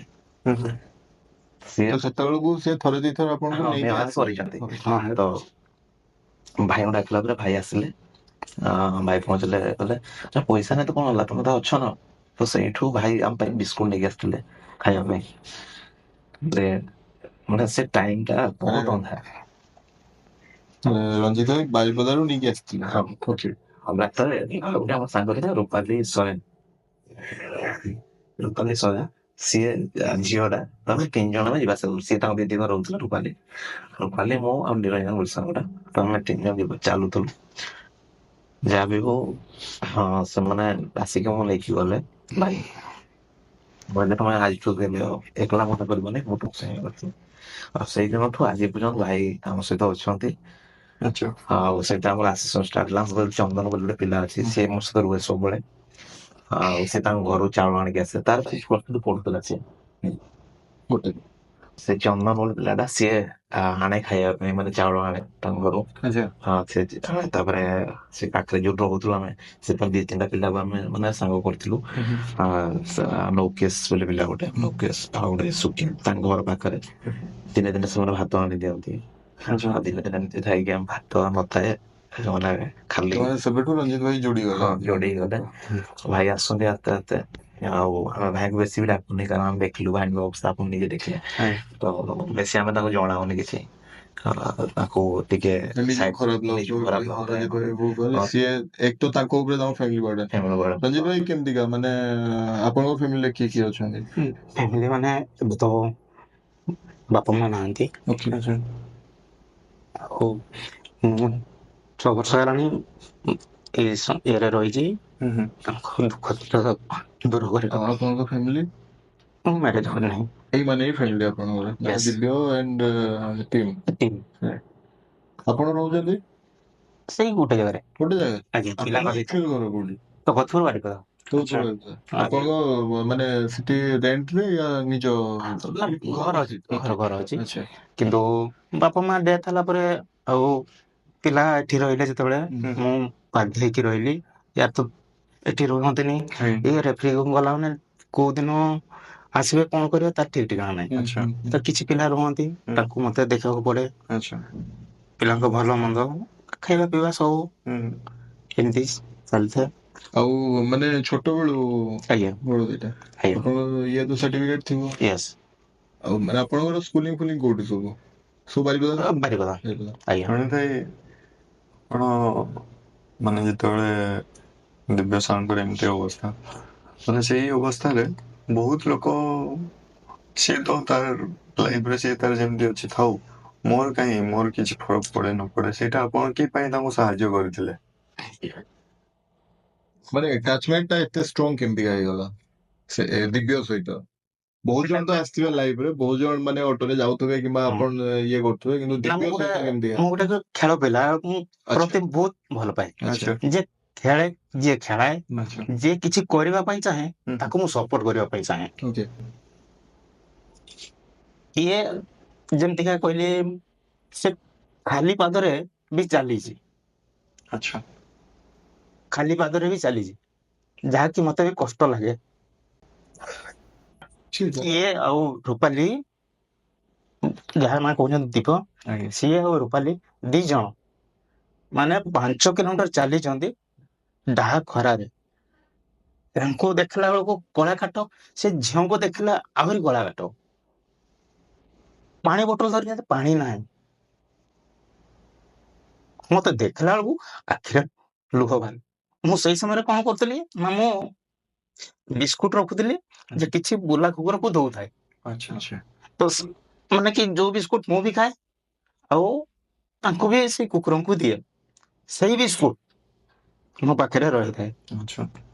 ଦେଖିକି ତାଙ୍କୁ ଆଣିକି ପାଣି ଆଉ ବିସ୍କୁଟ ମୋ ଗାଡ଼ିରେ ପାଣି ଥାଏ। ତ ମୁଁ କହିଲି ତମ ଭୋକ ଲାଗିଛି ତୁମେ ଆଜ ମୁହଁଟା ଫ୍ରେଶ ହେଇଯାଅ, ତାପରେ ଫ୍ରେଶ ହେଇକି ତୁମେ ବିସ୍କୁଟ ଦିଟା ଖାଇଦିଅ, ତାପରେ ଶାନ୍ତିରେ ତୁମକୁ ନେଇଯିବି ଯୋଉଠି କହିବ ସେଇଠି। ଆଚ୍ଛା। ତମେ ମୋ ପାଇଁ ଆଉ କେବେ ପାର୍ଟିକୁଲାର ତମ ପାଇଁ ବା ପିଲାଙ୍କ ପାଇଁ ସେଟା ମତେ କ୍ଲିୟର ହିଁ କହିବ। ଆଚ୍ଛା। କାରଣ ମୁଁ ଏଠି କେହି ନାହିଁ, ଦେଲା ବେଲା ଉପର ଦଉଛି, ତମେ ମୋଠୁ ସାହାଯ୍ୟ ପାଉଛ। ମୁଁ ଖଟିକି ଦଉଛି, ମୁଁ ତ ଭିକ ମାଗି ଦଉନି। ତମେ ବର୍ତ୍ତମାନ ପିଲାଙ୍କ ଭବିଷ୍ୟତ ବଢୁଛ। ମୁଁ ଯଦି ତୁମକୁ ଥରୁଟେ ବ୍ୟାକ୍ ସପୋର୍ଟ କରିଦେବି ନା, ସେଇ ପିଲା ଆଜି କୋଉ ଜାଗା ପହଞ୍ଚିବ ତମେ ନିଜେ ଚିନ୍ତା କରିପାରିବ। ଇମାଜିନ ହେଇପାରିବନି ଯେ ଆଜି ଏଇ ମାନେ ଜଙ୍ଗଲ ଭିତରୁ ଆସିକି ମଲିଟା ଯଦି ଟାଉନରେ ଫୁଟି ପଡିବ ତ ଲୋକଙ୍କର ନିହାତି ସୁଗନ୍ଧ ଆସିବ। ଠିକ ଆଜି ସେଇ ସୁଗନ୍ଧ ଭଗବାନଙ୍କ ପାରୁ ବହୁତ ବଡ କଥା ରଞ୍ଜିତ। ଆକ୍ଚୁଆଲି କଣ ହୁଏ କି ଯାହା ପାଖରେ ନଥାଏ ସେଇମାନେ ହିଁ ବଡ ବଡ ସ୍ୱପ୍ନ ଦେଖନ୍ତି। ମାନେ ତାଙ୍କୁ ନିଜସ୍ୱ ଦେଖିବାର ଅଛି, ତାପରେ ବି ତାଙ୍କ ମନ ଭିତରେ ଯୋଉ ଟାଇପ ର ସିଏ କହିଲେ ପଶୁ ବହୁତ ଭଲ ଲାଗନ୍ତି। ରଖିଛନ୍ତି କିଛି? ଆମ ଏକାଡେମୀରେ 2ଟା କୁକୁର ଅଛନ୍ତି, ଜଣଙ୍କ ନାଁ ହଉଛି ପିଟର, ଲାଗି। ଆମକୁ ରଞ୍ଜିତ କେତେବେଳେ ଲାଗିଲା ସେ ଦିବ୍ୟ ସାର୍ ଆକ୍ଚୁଆଲି ମାନେ ଗୋଟେ ଜିଦରେ ଅଛନ୍ତି, ଜୁନୁନରେ ଅଛନ୍ତି। ସେ ଯୋଉ କହିଲେ ଯୋଉ 5 କିଲୋମିଟର ଡାହା ଖରା, ସେଇ ସମୟରେ ଏତେ ଖରା ମାନେ ମାନେ ଭୟଙ୍କର ଖରା। ସେଟା ଆକ୍ଚୁଆଲି ରାଣୀବନ୍ଧରୁ ରାଣୀବଳ ସ୍କୁଲରୁ ବାଟାଲିୟନ ପର୍ଯ୍ୟନ୍ତ ସେତେବେଳକୁ 5-6 କିଲୋମିଟର ହବ। ଏଟା କୋଉ ମାସକୁ ତ କହୁଛନ୍ତି? ସେଇଟା 2017 ମାନେ ପାଖାପାଖି ଖରା ମାନେ ମାନେ ମାନେ ମାନେ ଖରା ମାସ। ସେଇ ସମୟରେ ଏମାନେ ଚାଲି ଚାଲି ଆସନ୍ତି, ତାଙ୍କ ସ୍କୁଲରେ ବି ଖାଇତେ ବି ଦେଇନାହାନ୍ତି। ମାନେ ତାଙ୍କ ଘର ଯାହା ହେଇଥାଏ ତାଙ୍କ ନହେଲେ ନାହିଁ, ଏମାନେ ପଳେଇ ଆସନ୍ତି। ଆଉ କଣ କରିବେ, ୟାଙ୍କ ତ କଣ ଦୈବ ଖରାପ ପଡିଛି।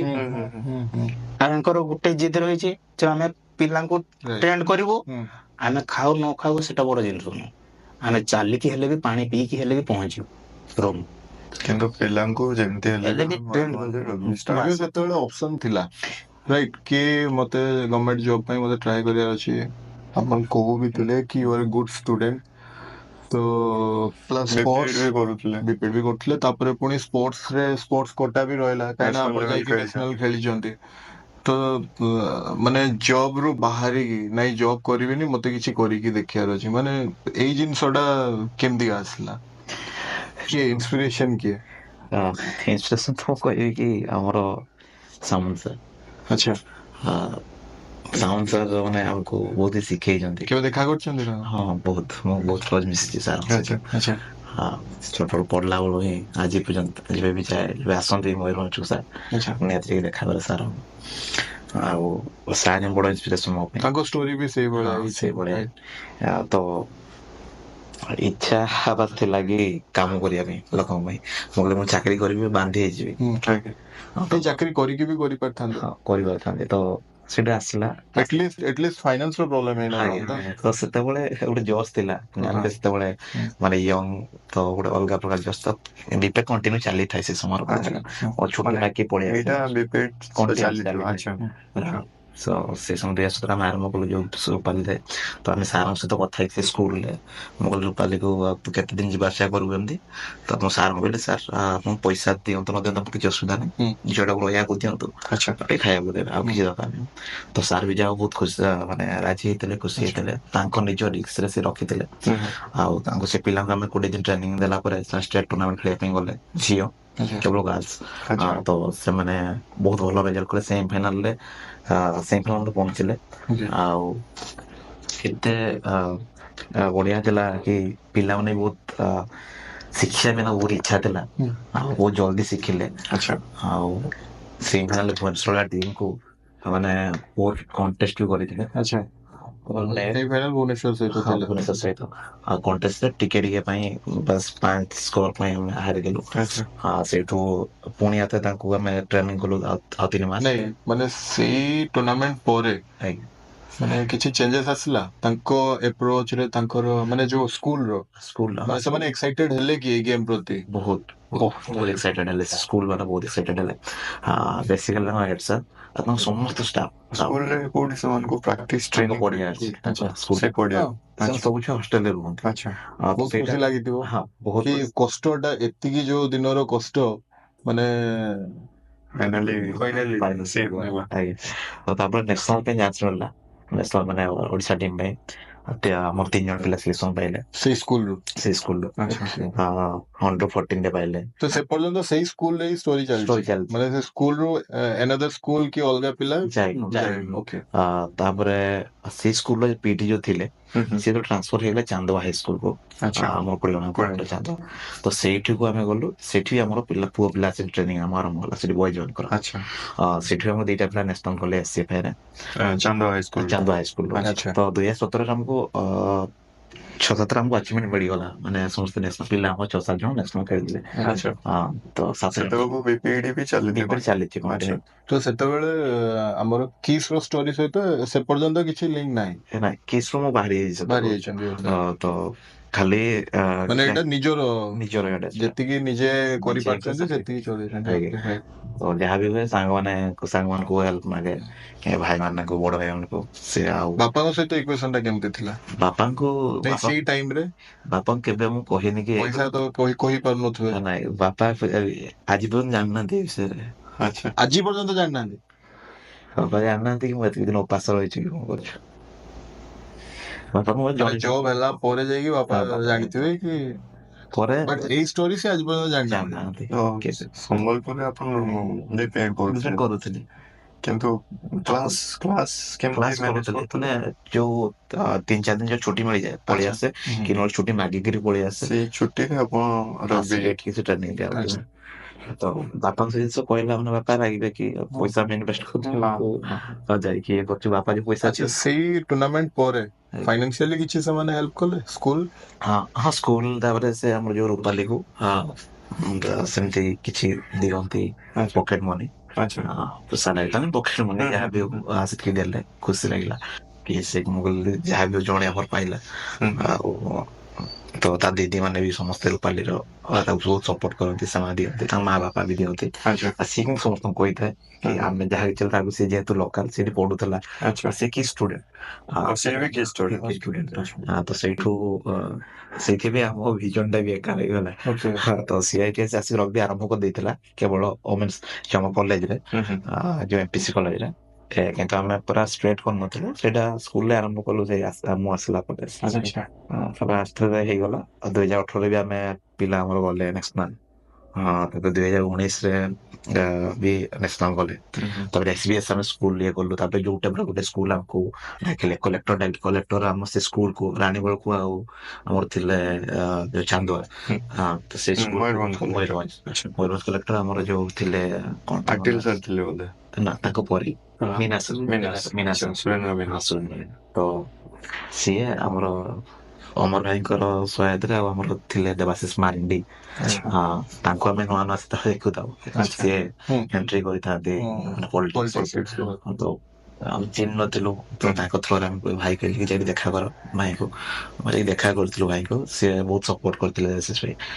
ଆଉ ତାପରେ ତାଙ୍କ ପଟୁ ଯେତିକି ଯାହା ସହଯୋଗ ହୁଏ ସେ କରନ୍ତି। ଆଉ ସେ ଯେତେବେଳେ SDC ଚେୟାରମ୍ୟାନ ହେଇଗଲେ ତ ଆମକୁ ଟିକେ ସପୋର୍ଟ ମିଳିଗଲା କି ସେ କହିଲା ପରେ ରେଫରେନ୍ସ ଦେଲା ପରେ ସେ ପିଲାମାନଙ୍କୁ ତାଙ୍କ ସ୍କୁଲକୁ 25,000 କରି ମାନେ ମିନାସରେ ଦେଲେ ଇମ୍ପ୍ରୁଭମେଣ୍ଟ ପାଇଁ।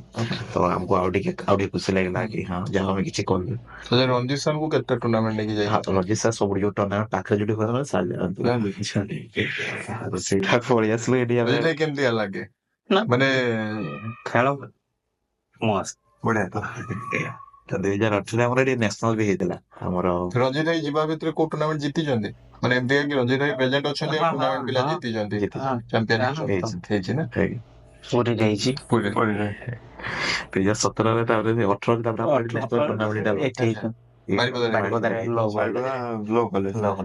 ଆଚ୍ଛା ଆଉ ସାନନ୍ଦା ମାଣ୍ଡି ଥିଲେ ସିଏ ତାକୁ ଇଏ କରିଥିଲେ ଫଣ୍ଡିଂ ଦେଇଥିଲେ ଟୁର୍ଣ୍ଣାମେଣ୍ଟ ଅଲ ଇଣ୍ଡିଆ ଟୁର୍ଣ୍ଣାମେଣ୍ଟ ହେଇଥିଲା।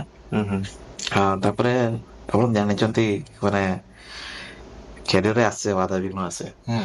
ତ ଆମେ ଯୋଉ ମିଶି କାମ କରୁଥିଲୁ ସେଇ ଭିତରେ ବି ଟିକେ ଆମର ଡିଷ୍ଟର୍ବାନ୍ସ ହେଇଗଲା। ଆଉ କିଛି ଥିଲେ ତାଙ୍କ ନାମ ହେଇଗଲା ଠିକ ହବ ଠିକ ତ ସେଇଠୁ ଆମେ ଡିଷ୍ଟ୍ରିକ୍ଟ ଆସୋସିଏସନ ପାଇଁ କାମ କରୁଥିଲୁ। ତ ଆମେ ଡିଷ୍ଟ୍ରିକ୍ଟ ଆସୋସିଏସନ ଆମେ ସେପାରେଟ ହେଇଗଲୁ। ଆଚ୍ଛା ସେଥିପାଇଁ ହେଲା ସେଥିପାଇଁ କି ମାନେ ତାଙ୍କର ଭିଜନ ଆମ ଭିଜନ ଅଲଗା ହେଇଗଲା। ଆଚ୍ଛା ତ ମାନେ ଆମେ ଚାହୁଁଥିଲୁ ସମସ୍ତଙ୍କୁ ନେଇ କାମ କରିବୁ, ତାଙ୍କ ମୋଟିଭେସନ ଅଲଗା ଥିଲା। ତ ଆମକୁ ଇଚ୍ଛା ହେଲାନି। ହଁ ଜଙ୍ଗଲି ହେଇଯାଏ ନା ଯେତେବେଳେ ଆପଣ ମାନେ କଷ୍ଟ କରିକି ଗୋଟେ ଲେଭେଲ କୁ ପହଞ୍ଚିଯିବେ, ତମେ ଜାଣିଲେ ଯେ ଇଏ ଅଲରେଡି ସକ୍ସେସ୍ ଆଡକୁ ଯାଉଛି, ସେତେବେଳେ ଧୀରେ ଧୀରେ ଇଗୋ ମଝିରେ ଆସିଯାଏ। ସେଇଠୁ ଆମେ ଆରମ୍ଭ କଲୁ କି ନାଇଁ ଆଉ ଆମକୁ ଯାହା ବି ଆମକୁ କରିବାର ଅଛି, ଖେଳିବାର ଅଛି ପିଲା। ଡିଷ୍ଟ୍ରିକ୍ଟ ଆସୋସିଏସନ କେବେ ଫର୍ମେସନ ହେଲା? 2021 ଆଉ ଆପଣ ମେମ୍ବର ଥିଲେ ସେଠି? ହଁ ମେମ୍ବର ଥିଲା। ଷ୍ଟାର୍ଟିଂରେ ମେମ୍ବର ଥିଲେ? ଷ୍ଟାର୍ଟିଂ ମେମ୍ବର ଥିଲା, ଯେତେବେଳେ ରେଜିଷ୍ଟ୍ରେସନ ହେଇନଥିଲା। ଆମର ଅମର ଭାଇ ଥିଲେ ଭାଇସ୍ ପ୍ରେସିଡେଣ୍ଟ, ଆଉ ସତ୍ୟବ୍ରତ ଦାସ ଥିଲେ ପ୍ରେସିଡେଣ୍ଟ, ଯୋଉ ଆଡଭୋକେଟ ଥିଲେ ଜଣେ, ଆଉ ଏମିତି ତାଙ୍କୁ ନେଇଥିଲେ। କିନ୍ତୁ ସେମାନେ ଯେହେତୁ ରହିଲେନି, କାରଣ ଆମେ ତାଙ୍କ ହାତ ଧରିକି ଚାଲିବା ଶିଖିଲୁ। ଯଦି ଆମେ ତାଙ୍କୁ ଛାଡି ଦଉଛୁ ତାହେଲେ ଆମେ କିଛି ଆମର ମୂଲ୍ୟ ନାହିଁ। କାରଣ ଯାହାଙ୍କ ପାଇଁ ଆମେ ମୟୂରଭଞ୍ଜରେ ପାଦ ଦେଲୁ, ଯାହାକୁ ନେଇକି ଆମେ ଆଗକୁ ବଢିଲୁ, ସେ ତାଙ୍କୁ ଯଦି ଆମେ ରଖୁନୁ ପାଖରେ ତାହେଲେ ଆମେ ରହିବୁନି। ତ ସେଇଟା ହିଁ ଆମେ କହିଥିଲୁ ତାଙ୍କୁ। ଆମର ସୋମନାଥ ସିଂ ସାର୍, ଯୋଉ ଆପଣ ଜାଣିଥିବେ ଜଗାତ୍ରୀ ମେଳା ସେ ହୋଷ୍ଟ କରନ୍ତି, ଟିସିପୁର ସ୍କୁଲ ହେଡମାଷ୍ଟର, ସିଏ ବହୁତ ସପୋର୍ଟ ଆଡଭାଇଜର ଥିଲେ ସିଏ ଆମର, ଆଉ ଏବେ ବି ଅଛନ୍ତି। ଏବେ କେତେ ବଡ ହେଲାଣି ଟିମ୍ ଟା? ହଁ ଏବେ ହେଲାଣି, ଆମେ ସେଇ ଭିତରେ 2019 ଆମେ ଆରମ୍ଭ କଲୁ ଫ୍ୟୁଚର ଷ୍ଟାର ସ୍ପୋର୍ଟସ ଏକାଡେମୀ। ତ ସେଇଟା ତାହେଲେ 2019 ଫ୍ୟୁଚର ଷ୍ଟାର ସ୍ପୋର୍ଟସ ଏକାଡେମୀ ଆମେ ରେଜିଷ୍ଟ୍ରେସନ। ତ ଆମେ କହିଲୁ କି ଯୋଉ ପିଲାମାନେ ଇଏରୁ ବାହାରି ଯାଉଛନ୍ତି, ରାଣୀଗଡ଼ ସ୍କୁଲରୁ କି ଅନ୍ୟ ସ୍କୁଲ ଯୋଉ ଜିନିଷଟା ତୁମ ସହିତ ହେଇଥିଲା, କିସ୍ ରୁ ବାହାରିଲା ପରେ ଯୋଉ ପ୍ରୋବ୍ଲେମ ଟା ହେଇଥିଲା, ତ ସେଇଟାକୁ ଆମେ କହିଲୁ କାହିଁ ଆମେ ଜଣେ ବାହାରିଲା ପରେ ଆଉ କାହିଁକି ମାନେ ଫେସ୍ କରିବ ସେମିତି ପ୍ରୋବ୍ଲେମ। ତ ଆମେ ସେଇଥିପାଇଁ କଥା ହେଲୁ ଭାଇଙ୍କ ସହିତ, ପାଖରେ ବି ଅଛନ୍ତି ତ ସେ ନାୟକ ମାର ଅଛନ୍ତି, ସିଏ ଭାଇ ବି ମାନେ ଆମକୁ ସମସ୍ତଙ୍କ ସହ କଥା ହେଲା ପରେ ଆମେ ଚେଷ୍ଟା କଲୁ କି କରିବା ପାଇଁ ଗୋଟେ ମାନେ ରେଜିଷ୍ଟ୍ରେସନ ହେଇଗଲା। ତାପରେ ରେଜିଷ୍ଟ୍ରେସନ ହେଇଗଲା ଗାଁର ବି ସାଙ୍ଗମାନଙ୍କୁ ନେଇକରି। ପ୍ରଥମେ ରେଜିଷ୍ଟ୍ରେସନ କରିବା ପାଇଁ ବହୁତ ଚେଷ୍ଟା କଲୁ। ସୋସାଇଟି ଆକ୍ଟ ତ ଜାଣିଛନ୍ତି ବହୁତ କିଛି ରହିଯାଉଛି ପ୍ରୋସେସ। ସେତେବେଳକୁ ବିପିଏଡ ସରିଯାଇଥିଲା କି? 2018 ସରିଯାଇଥିଲା। 2018 କମ୍ପ୍ଲିଟ ତାପରେ ମତେ ସେ 18 ପରେ ଅଫର ଆସିଥିଲା ଯୋଉ SBS ସେନ୍ସସ୍ ସ୍କୁଲରେ। ସିଏ ମୋର ଜବ୍ ପାଇଁ ରହିବି ଥିଲେ ସେଠି ଜବ୍ କରୁଥିଲି 3 ମାସ। ତ ଜବ୍ କଲା ସେଟା ମତେ ଠିକ ଲାଗିଲାନି, ଛାଡିଦେଲି। ତ ସେଇଠୁ ଆମେ ଯାହା ବି ହଉ ଆମେ ରେଜିଷ୍ଟର କରିବା ଏକାଡେମୀକୁ। ଏମିତି ହଁ ନାଇଁ ଭିତରେ ଯାହା ବି ରେଜିଷ୍ଟ୍ରେସନ ହେଇଗଲା। କିଛି 4-5 ଜଣ ସାଙ୍ଗମାନଙ୍କୁ ନେଇକରି ଗାଁର କିଛି କାହାକୁ ନେଇକି ଆମେ କରିଦେଲୁ ରେଜିଷ୍ଟ୍ରେସନ। ସେଇଠୁ ଆରମ୍ଭ ହେଲା ପିଲାଙ୍କୁ ରଖିବା। ସେଇଠୁ ଆମର ଆଉ ଟିକେ ଷ୍ଟ୍ରଗଲ ଆରମ୍ଭ ହେଲା। ଫଣ୍ଡିଙ୍ଗ ନାହିଁ, ଜିରୋ ଫଣ୍ଡିଙ୍ଗ। ତ ଭାଇକୁ ମୁଁ କହିଲି ଭାଇ କଣ କରିବା? ଭାଇ କହିଲେ ତୁ କିଛି ଚିନ୍ତା କରନି, ତୁ କରିଚାଲ, ମୁଁ ଅଛି। Positive attitude. ରଞ୍ଜିତ ଭାଇ ପୁରା ପଜିଟିଭ, ମାନେ ନେଗେଟିଭ ର ଗୋଟେ ବୁନ୍ଦ ବି ନାହିଁ ତାଙ୍କ ଭିତରେ ହିଁ ନାହିଁ ନେଗେଟିଭ। ରିସେଣ୍ଟଲି ଦେଖିଥିଲେ ନା 12 ଫେଲ୍ ମନୋଜ ଶର୍ମା ପଛରେ ଯୋଉ ସବୁ ସକ୍ସେସଫୁଲ ପିପଲ ପଛରେ ଜଣେ ହାତ ଥାଏ, ଆଉ ସେଇଟା ହେଲା ରଞ୍ଜିତ ଭାଇ ଆପଣଙ୍କ ପାଇଁ। ରଞ୍ଜିତ ଭାଇ ସେତେବେଳେ ତୁ କର, ତ ଆମେ ହଉ ଠିକ ଅଛି। ତ ତାପରେ ମୁଁ ସାଙ୍ଗମାନଙ୍କ ସହିତ କଥା ହେଲି, ମୁଁ କରୁଛି ଅର୍ଗାନାଇଜେସନ, ଆମେ କରୁଛୁ ମିଶିକିରି, ତ ତମମାନଙ୍କୁ ସମସ୍ତଙ୍କୁ ସପୋର୍ଟ ଦବ। ସେ କହିଲେ ଠିକ ଅଛି। କେତେ ଖଣ୍ଡେ ବଜେଟ ହେଇଥିବ, ମାନେ ମାଇଣ୍ଡ ରେ ଥିବ କି ଆମକୁ କିଛି ନାହିଁ, କିଛି ବଜେଟ ମାଇଣ୍ଡ ପୁରା ବ୍ଲାଙ୍କ ଅଛି, କିନ୍ତୁ କରିବାର ଅଛି। ବାସ୍ ଆମେ କହୁଛୁ ଆମର ପିଲା ଖାଇବାର ଅଛି, ରହିବାର ଅଛି, ଘର ଭଡା ଦେବାର ଅଛି। ତଥାପି କେତେ ପିଲା ମାଇଣ୍ଡ ରେ ଥିବ କି ଆମେ ଏତିକି ପିଲାକୁ ନେଇକି? ଷ୍ଟାର୍ଟିଂ ତ କୌଣସି ପିଲା ନଥିଲେ, 4-5 ଜଣ ପିଲାଙ୍କୁ ନେଇକି ଆରମ୍ଭ କଲୁ। ବାହାରି ଯାଇଥିଲେ ସେ। ତ ସେ ବାହାରିଲା ପରେ ଗୋଟେ ଝିଅ, ମାନେ 10ମ ପରେ ଗୋଟେ ଝିଅର ବାପା କହିଲେ କି ମୁଁ ବାହାଘର କରିଦବୁ। ମୁଁ କହିଲି ସେ ଫୋନ କଲା କି ଭାଇ ଆଉ ମତେ ବାହାଘର କରିଦେବେ କହୁଛନ୍ତି। ମୁଁ କହିଲି ନା, ତତେ ମ୍ୟାରେଜ, ମାନେ ଜାଣିଛନ୍ତି ଆଦିବାସୀ, ଆମର ଆଦିବାସୀ ଅଞ୍ଚଳ, ତ ଆଦିବାସୀ ଝିଅ ତ ଏବେ ବି ଅଛି, ମାନେ 18 ତାଙ୍କ ପାଇଁ କିଛି ମ୍ୟାଟର କରେ। 10ମ ପାର ହେଲା, ବଡ ହେଇଗଲା। ମୁଁ କହିଲି ନାଇଁ ତୁ ଚିନ୍ତା କରନି। ଚେଞ୍ଜେସ୍ ଆସିଲାଣି ନା ଏବେ ବି ସେଇ ମାଇଣ୍ଡ ସେଟ ରହୁଛି? ନାଇଁ, ଯୋଉମାନେ ଖେଳୁଛନ୍ତି ତାଙ୍କ ପ୍ୟାରେଣ୍ଟସଙ୍କର ବହୁତ ଚେଞ୍ଜେସ୍ ଆସିଲାଣି। ତ ଆମେ ସେଇଠୁ ଆମେ ଆରମ୍ଭ କଲୁ। ସେ ଯେ ଝିଅଟା ଆସିଲା ରହିଲା ଆମ ପାଖରେ, ଆଉ ଗୋଟେ ଝିଅ ବି ଆସିଲା। ରାଜି ହେଇଗଲେ? ରାଜି ହେଇଗଲେ, ତା ବାପା ମା ରାଜି ହେଲେ। କିଏ ବୁଝେଇଲା କି? ମୁଁ ବୁଝେଇଲି, ସେ ମଙ୍ଗଲ ଭାଇ ବୁଝେଇଲେ, ଭାଇ ବୁଝେଇଲେ। ଆମ ଘରେ ହଁ, ତାଙ୍କ ଘରେ ବୁଝେଇ ତାଙ୍କୁ ଡାକିକି ଆମେ ବୁଝେଇଲୁ। ଆଚ୍ଛା। ତ ସେ ରାଜି ହେଲେ। ତ ଏମିତି ବି ଥିଲା ସିଚୁଏସନ, ସେ ଯୋଉ ଆମର ଦିଟା ଝିଅ ଖେଳିଛନ୍ତି ଇଣ୍ଡିଆ, ଆରତୀ ପାର୍ବତୀ। ଆଚ୍ଛା ପାର୍ବତୀ ବୋଲି ଯେ ଝିଅଟା, ତା ବାପା ସେମାନେ ସବୁ ମୟୂରଭଞ୍ଜ ଅଛି। ମୟୂରଭଞ୍ଜ ଝିଅ, ଆଚ୍ଛା ଆଉ ଏବେ ଆମ ଏକାଡେମୀରେ ଅଛନ୍ତି। ତ ସେ ପାର୍ବତୀ ଯିଏ, ସିଏ ତା ବାପା ଜମା ରାଜି ନଥିଲେ। ଆଚ୍ଛା। କହିଲେ ରବି ଗୋଟେ କଣ ଖେଳ, ତମେ ଖେଳିବ କଣ, ନେଇଯିବ କୁଆଡେ, ନେଇଯିବ କଣ, ନେଇଯିବ ଦୁନିଆ କଥା କହିଲେ।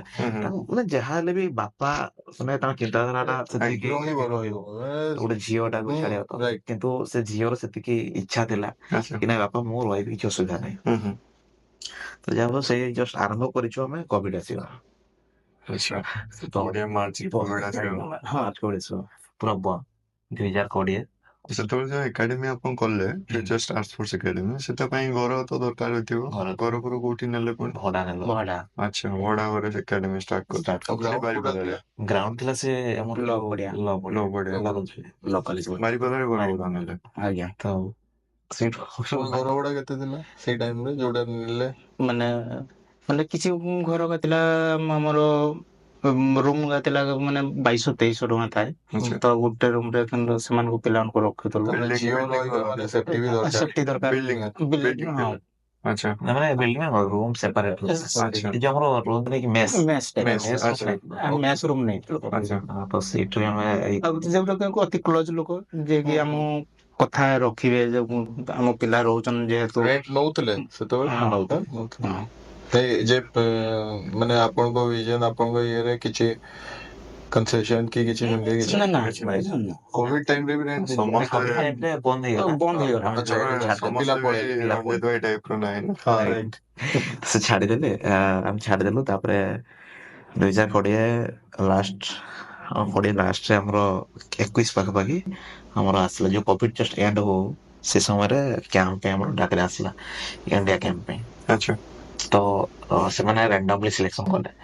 ତ ଯେହେତୁ ମୁଁ ରବି ଇଣ୍ଡିଆରେ ରେଫ୍ରି ଥିଲି, ତ ମତେ ସେମାନେ ଗୋଟେ ପ୍ରାୟୋରିଟି ଦେଲେ କି ତମର କିଛି ପିଲା ଅଛନ୍ତି ଯଦି ତମେ ଭଲ ନା କିଛି ଆମକୁ ରେଫର କର।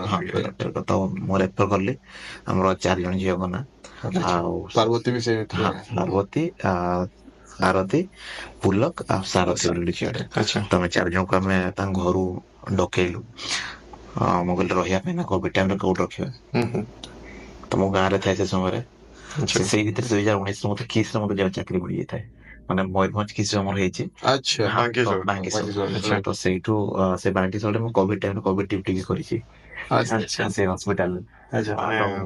ବାଙ୍କିଶ୍ୱର କେସରେ ପିଟି ଟିଚର। ଆଚ୍ଛା କିନ୍ତୁ ମୁଁ ରହୁଥିଲି ଭୁବନେଶ୍ୱରରେ।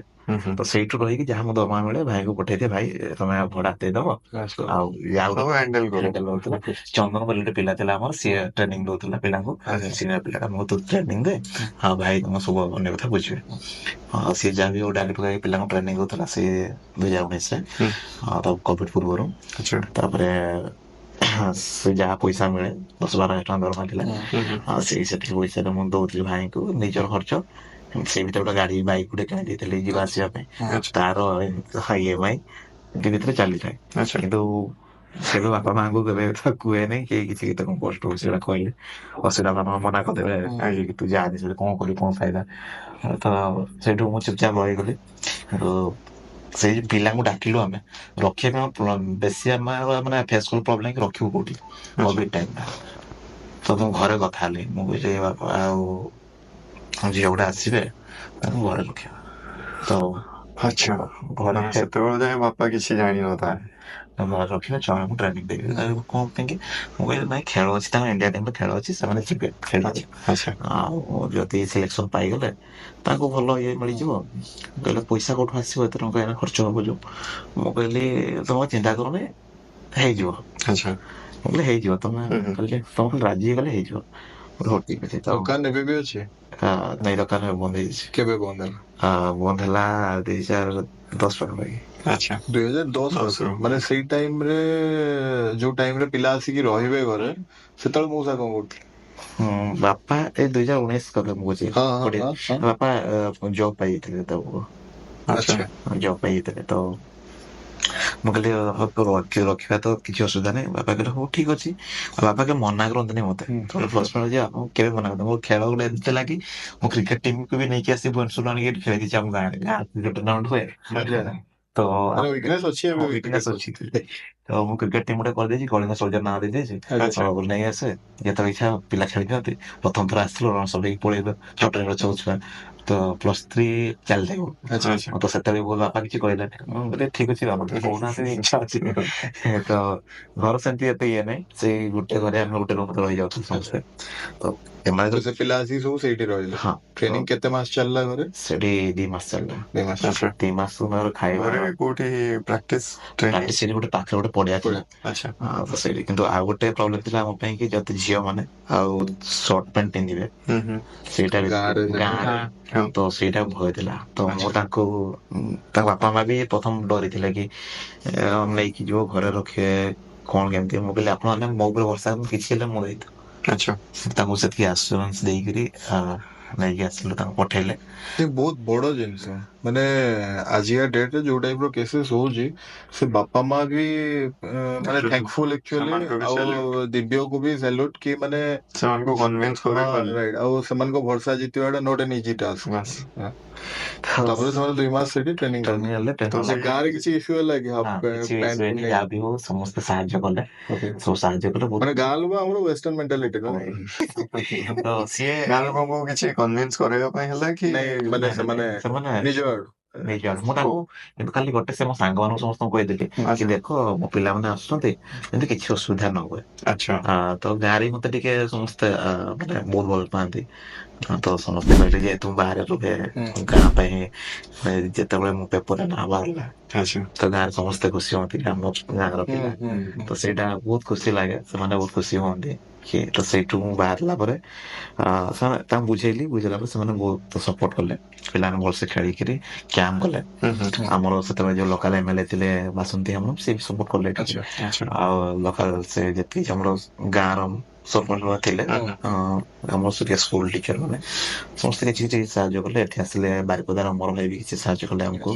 ଆମର ଯୋଉ ଆମର DFO ex-DFO ଗିରିଶ ଦାସ, ସେ ବି କିଛି ଆମକୁ ସାହାଯ୍ୟ କଲେ। ଯାହା ବି ସେ 4 ପିଲା ତାପରେ ଗଲେ ସିଲେକ୍ଟ କେତେ ଜଣ ହେଲେ? ଫାର୍ଷ୍ଟ ଟାଇମ ଥିଲା। ସେମାନେ ମାନେ ଏତେ ସାଇ ଥିଲେ, କଥା କହୁନଥିଲେ। ଫାର୍ଷ୍ଟ ସିଲେକ୍ସନ ରହିଗଲା, ସେକେଣ୍ଡ ସିଲେକ୍ସନ କଟିଗଲେ। ତାପରେ ନାଇଁ 3 ଜଣ କଟିଲେ, ଜଣେ ରହିଲା ପାର୍ବତୀ। ସିଏ ବହୁତ ମାନେ ମାନେ ଦିବ୍ୟ ପଚାରି ବି ଥାନ୍ତେ ଗେସ୍ କର 4 ଜଣଙ୍କ ଭିତରୁ କିଏ ରହିଥିବେ, ଆମେ ପାର୍ବତୀ ହିଁ କହିଥାନ୍ତେ। 20 ଭିତରେ ସେ ରହିଲା। ଆଉ ଲାଷ୍ଟ ଟାଇମ ସିଲେକ୍ସନ ସିଏ ପାଇଲାନି। ଟପ୍ 20 ରହିଲା। ଟପ୍ 12 ସିଲେକ୍ସନ ହେଲା। 12 ଜଣ ସିଲେକ୍ସନ ହୁଅନ୍ତି। ଟୋଟାଲ 53 ଜଣ। ରଗ୍ବିର ବହୁତ କ୍ରାଇଟେରିଆ ଅଛି। ଆଜ୍ଞା। ମାନେ 7 ମେମ୍ବର କୁ ବି ନେଇକି 11 ନା କେତେ ମେମ୍ବର? 50 ପର୍ଯ୍ୟନ୍ତ ଅଛନ୍ତି ବୋଧେ? ନାଇଁ 50। 15 ଜଣିଆ ଗୋଟେ ଅଛି, 7 ଜଣିଆ ଗୋଟେ ଅଛି। 7 ଜଣ ଗ୍ରାଉଣ୍ଡରେ ରହିବେ, 5 ଜଣ ଏକ୍ସଟ୍ରା। 15 ଜଣ ଗ୍ରାଉଣ୍ଡରେ ରହିବେ, ଆଉ 7 ଜଣ ଏକ୍ସଟ୍ରା। ବିଚ୍ ରଗ୍ବି ବି ହୁଏ? ହଁ ବିଚ୍ ରଗ୍ବି ବି ତାର ଅଲଗା ଅଛି। ତ ବେସିକାଲି ଚାଲେ ଆମର 15s ଆଉ 7s। ବିଚ୍ ରଗ୍ବି ଏମିତି ଖାଲି ଆଉ ସେମିତି କିଛି ନାହିଁ। ଆକ୍ଚୁଆଲି ଆପଣଙ୍କ ସହିତ ପଡକାଷ୍ଟ ପୂର୍ବରୁ ଆମେ ଟିକେ ରିସର୍ଚ୍ଚ କରୁଥିଲେ, ଦେଖିଲେ ଯେ କିଛି କଣ୍ଟ୍ରିର ନ୍ୟାସନାଲ ଗେମ୍ ଅଛି ରଗ୍ବି ୟୁନିୟନ, ଆଉ କିଛି କଣ୍ଟ୍ରି ଅଛି ରଗ୍ବି ଲିଗ୍। ମାନେ ଡିଫରେନ୍ସ କି ଅଛି ଦୁଇଟା ଭିତରେ, ରଗ୍ବି ୟୁନିୟନ ଆଉ ରଗ୍ବି ଲିଗ୍ ଭିତରେ? ରଗ୍ବି ୟୁନିୟନ ହଉଛି ମାନେ ଯୋଉ ଆମର ସବୁ ଇଣ୍ଟରନ୍ୟାସନାଲ ଫେଡେରେସନକୁ ନେଇକି ହୁଏ, ଯେମିତି ଆମର ଇଣ୍ଡିଆନ ଫେଡେରେସନ। ତ ଆମ ଦେଶ ଭିତରେ ହୁଏ। ଆଉ ଲିଗ୍ ହଉଛି ଦେଶ ଭିତରେ ହୁଏ। କଣ ସେମାନେ କିଛି ଗୋଟେ ମାନେ କିଛି ଆମର ଯେମିତି ସିଙ୍ଗାପୁର, ଦୁବାଇ, ତ ଏମାନେ ତାଙ୍କର ନିଜସ୍ୱ ଗୋଟେ ଲିଗ୍ ବନେଇଛନ୍ତି। ତ ସେମାନେ ସେଇ କେତେକ କ୍ୱାଲିଫାଇ କରିଥାନ୍ତି ଟପ୍ 8 ଟପ୍ 12 କଣ୍ଟ୍ରି ମାନଙ୍କୁ ଡାକିକି ସେମାନେ ଲିଗ୍ କରାନ୍ତି। ୱାର୍ଲଡ କପ୍ କେତେ ବର୍ଷରେ ଥରେ ହୁଏ? ସେମ୍ ଯେମିତି 2 years ନା 3 ଯେମିତି ଆମର କ୍ରିକେଟ। ବଟ୍ ଆମେ ଏପର୍ଯ୍ୟନ୍ତ ମାନେ କେତେ ଆମେ ପହଞ୍ଚିଛୁ, କୋଉ ଲେବୁଲରେ ପହଞ୍ଚିଛୁ ଆମେ ଜାଣିବା ପାଇଁ ଚାହୁଁଛୁ। ଆମ ଇଣ୍ଡିଆ ଟିମ୍ କୋଉ ଜାଗାରେ ଅଛି ଏବେ ରଗ୍ବିରେ? ଏବେ ପର୍ଯ୍ୟନ୍ତ ଇଣ୍ଡିଆନ ଟିମ୍ କ୍ୱାଲିଫାଇ ତ ଆମେ ଏପର୍ଯ୍ୟନ୍ତ କରିନାହାନ୍ତି, କିନ୍ତୁ ଏଇ ଲାଗୁଛି ଯେମିତି ଫୁଟବଲରେ ସୁନୀଲ ଛେତ୍ରୀ କହିଲେ କି ଆମକୁ ଆହୁରି ଲାଗିଯିବ 20-22 ବର୍ଷ ଲାଗିଯିବ ଆମକୁ କ୍ୱାଲିଫାଏ କରିବା ପାଇଁ ସେମିତି କହିଥିଲେ ଏଇଟା ଆଜ୍ଞା। ରଗ୍ବିରେ ଏବେକା ସିଚୁଏସନ କଣ? ଏବେ ବହୁତ ଗ୍ରୋ କରୁଛି ରଗ୍ବି ଇଣ୍ଡିଆ। ଆଚ୍ଛା ଏବେ 27ଟା ଷ୍ଟେଟ୍ ଖେଳୁଛନ୍ତି 27ଟା ଷ୍ଟେଟ୍ ରଗ୍ବି। ଖେଳୁଛନ୍ତି ରଗ୍ବି। ଆଚ୍ଛା ଆଉ ଆମର ଏବେ ଏସିଆନ ବି ଯାଇଥିଲେ ପିଲା ଖେଳିବା ପାଇଁ ଏସିଆନ ଗେମ୍ସ ସେ ଯୋଉ ହେଇଥିଲା ଆମର ଚାଇନା ହଁ ସେଠି ଯାଇଥିଲେ ତ ହୋପ୍ ବହୁତ ଜଲ୍ଦି କ୍ୱାଲିଫାଇ କରୁଛନ୍ତି। ବଟ୍ ଆମର ଯେମିତି ଖୋ ହଉ କବାଡି ହଉ ଖୋ ଲିଗ୍ କବାଡି ଲିଗ୍ ହୁଁ ବହୁତ ହି ପପୁଲାର ଏବେ ନୁହଁ କି ଯୋଉ ଆମର ଷ୍ଟାର ଚ୍ୟାନେଲ ଷ୍ଟାର ସ୍ପୋର୍ଟସ ରେ ଦଉଛି ରଗ୍ବି ଉପରେ ବି ତ ଲିଗ୍ ହେଇପାରିବ ନା ବହୁତ ଜଲ୍ଦି ହଉଛି ସେପ୍ଟେମ୍ବର ମାସରେ। ଆଚ୍ଛା ସେପ୍ଟେମ୍ବର ମାସରେ ହେବାକୁ ଯାଉଛି ତ ରେଡି ହେଇଗଲାଣି ସବୁ ସେଟା ଆମର ଗୁଜୁରାଟରେ ହବ। ଆଚ୍ଛା ହଁ ତ ଅହମ୍ମଦାବାଦରେ ତ ସେଇଠି ହେବାର ଇଏ ଅଛି ମାନେ ସବୁ ପ୍ରପୋଜାଲ ହେଇସାରିଛି। ଆଚ୍ଛା ବାସ୍ ଖାଲି ଆଉ କିଛି ଡକୁମେଣ୍ଟସ ବାକି ଅଛି ତ ତାପରେ ଆରମ୍ଭ ହେଇଯିବ ରଗ୍ବି ଲିଗ୍। Rugby league.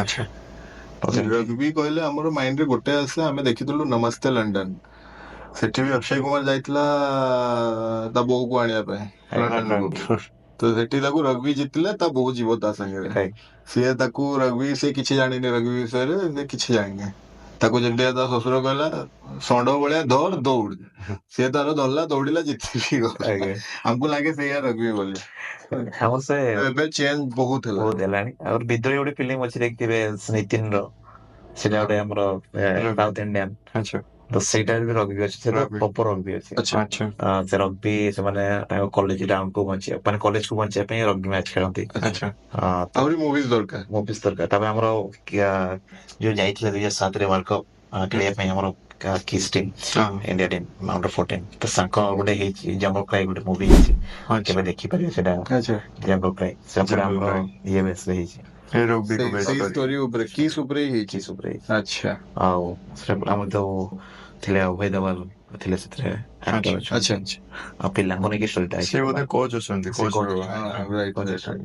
ଆଚ୍ଛା ଯୋଉ ଆମର ଏଇଟା ବି ଆମେ ଯୋଉ ଦେଖୁଥିଲେ କି ସବୁ ଇୟର ଇଣ୍ଡିଆନ ଟିମ୍ ଯୋଉ ସିଲେକ୍ଟ ମାନେ ହଉଛି ସିଲେକ୍ଟ କିସ୍ ର ପିଲା 2-3ଟା ନିହାତି ଥିବେ ନିହାତି ରିସେଣ୍ଟଲି ରିସେଣ୍ଟଲି ଅଜିତ ହାଁସଦା ଆଉ ଆଶିଷ ଅଜିତ ସୋବର। ହାଁସଦା ହଁ ସେ ତ ଅଜିତ ଏବେ ଆମ ପାଖରେ ଅଛି।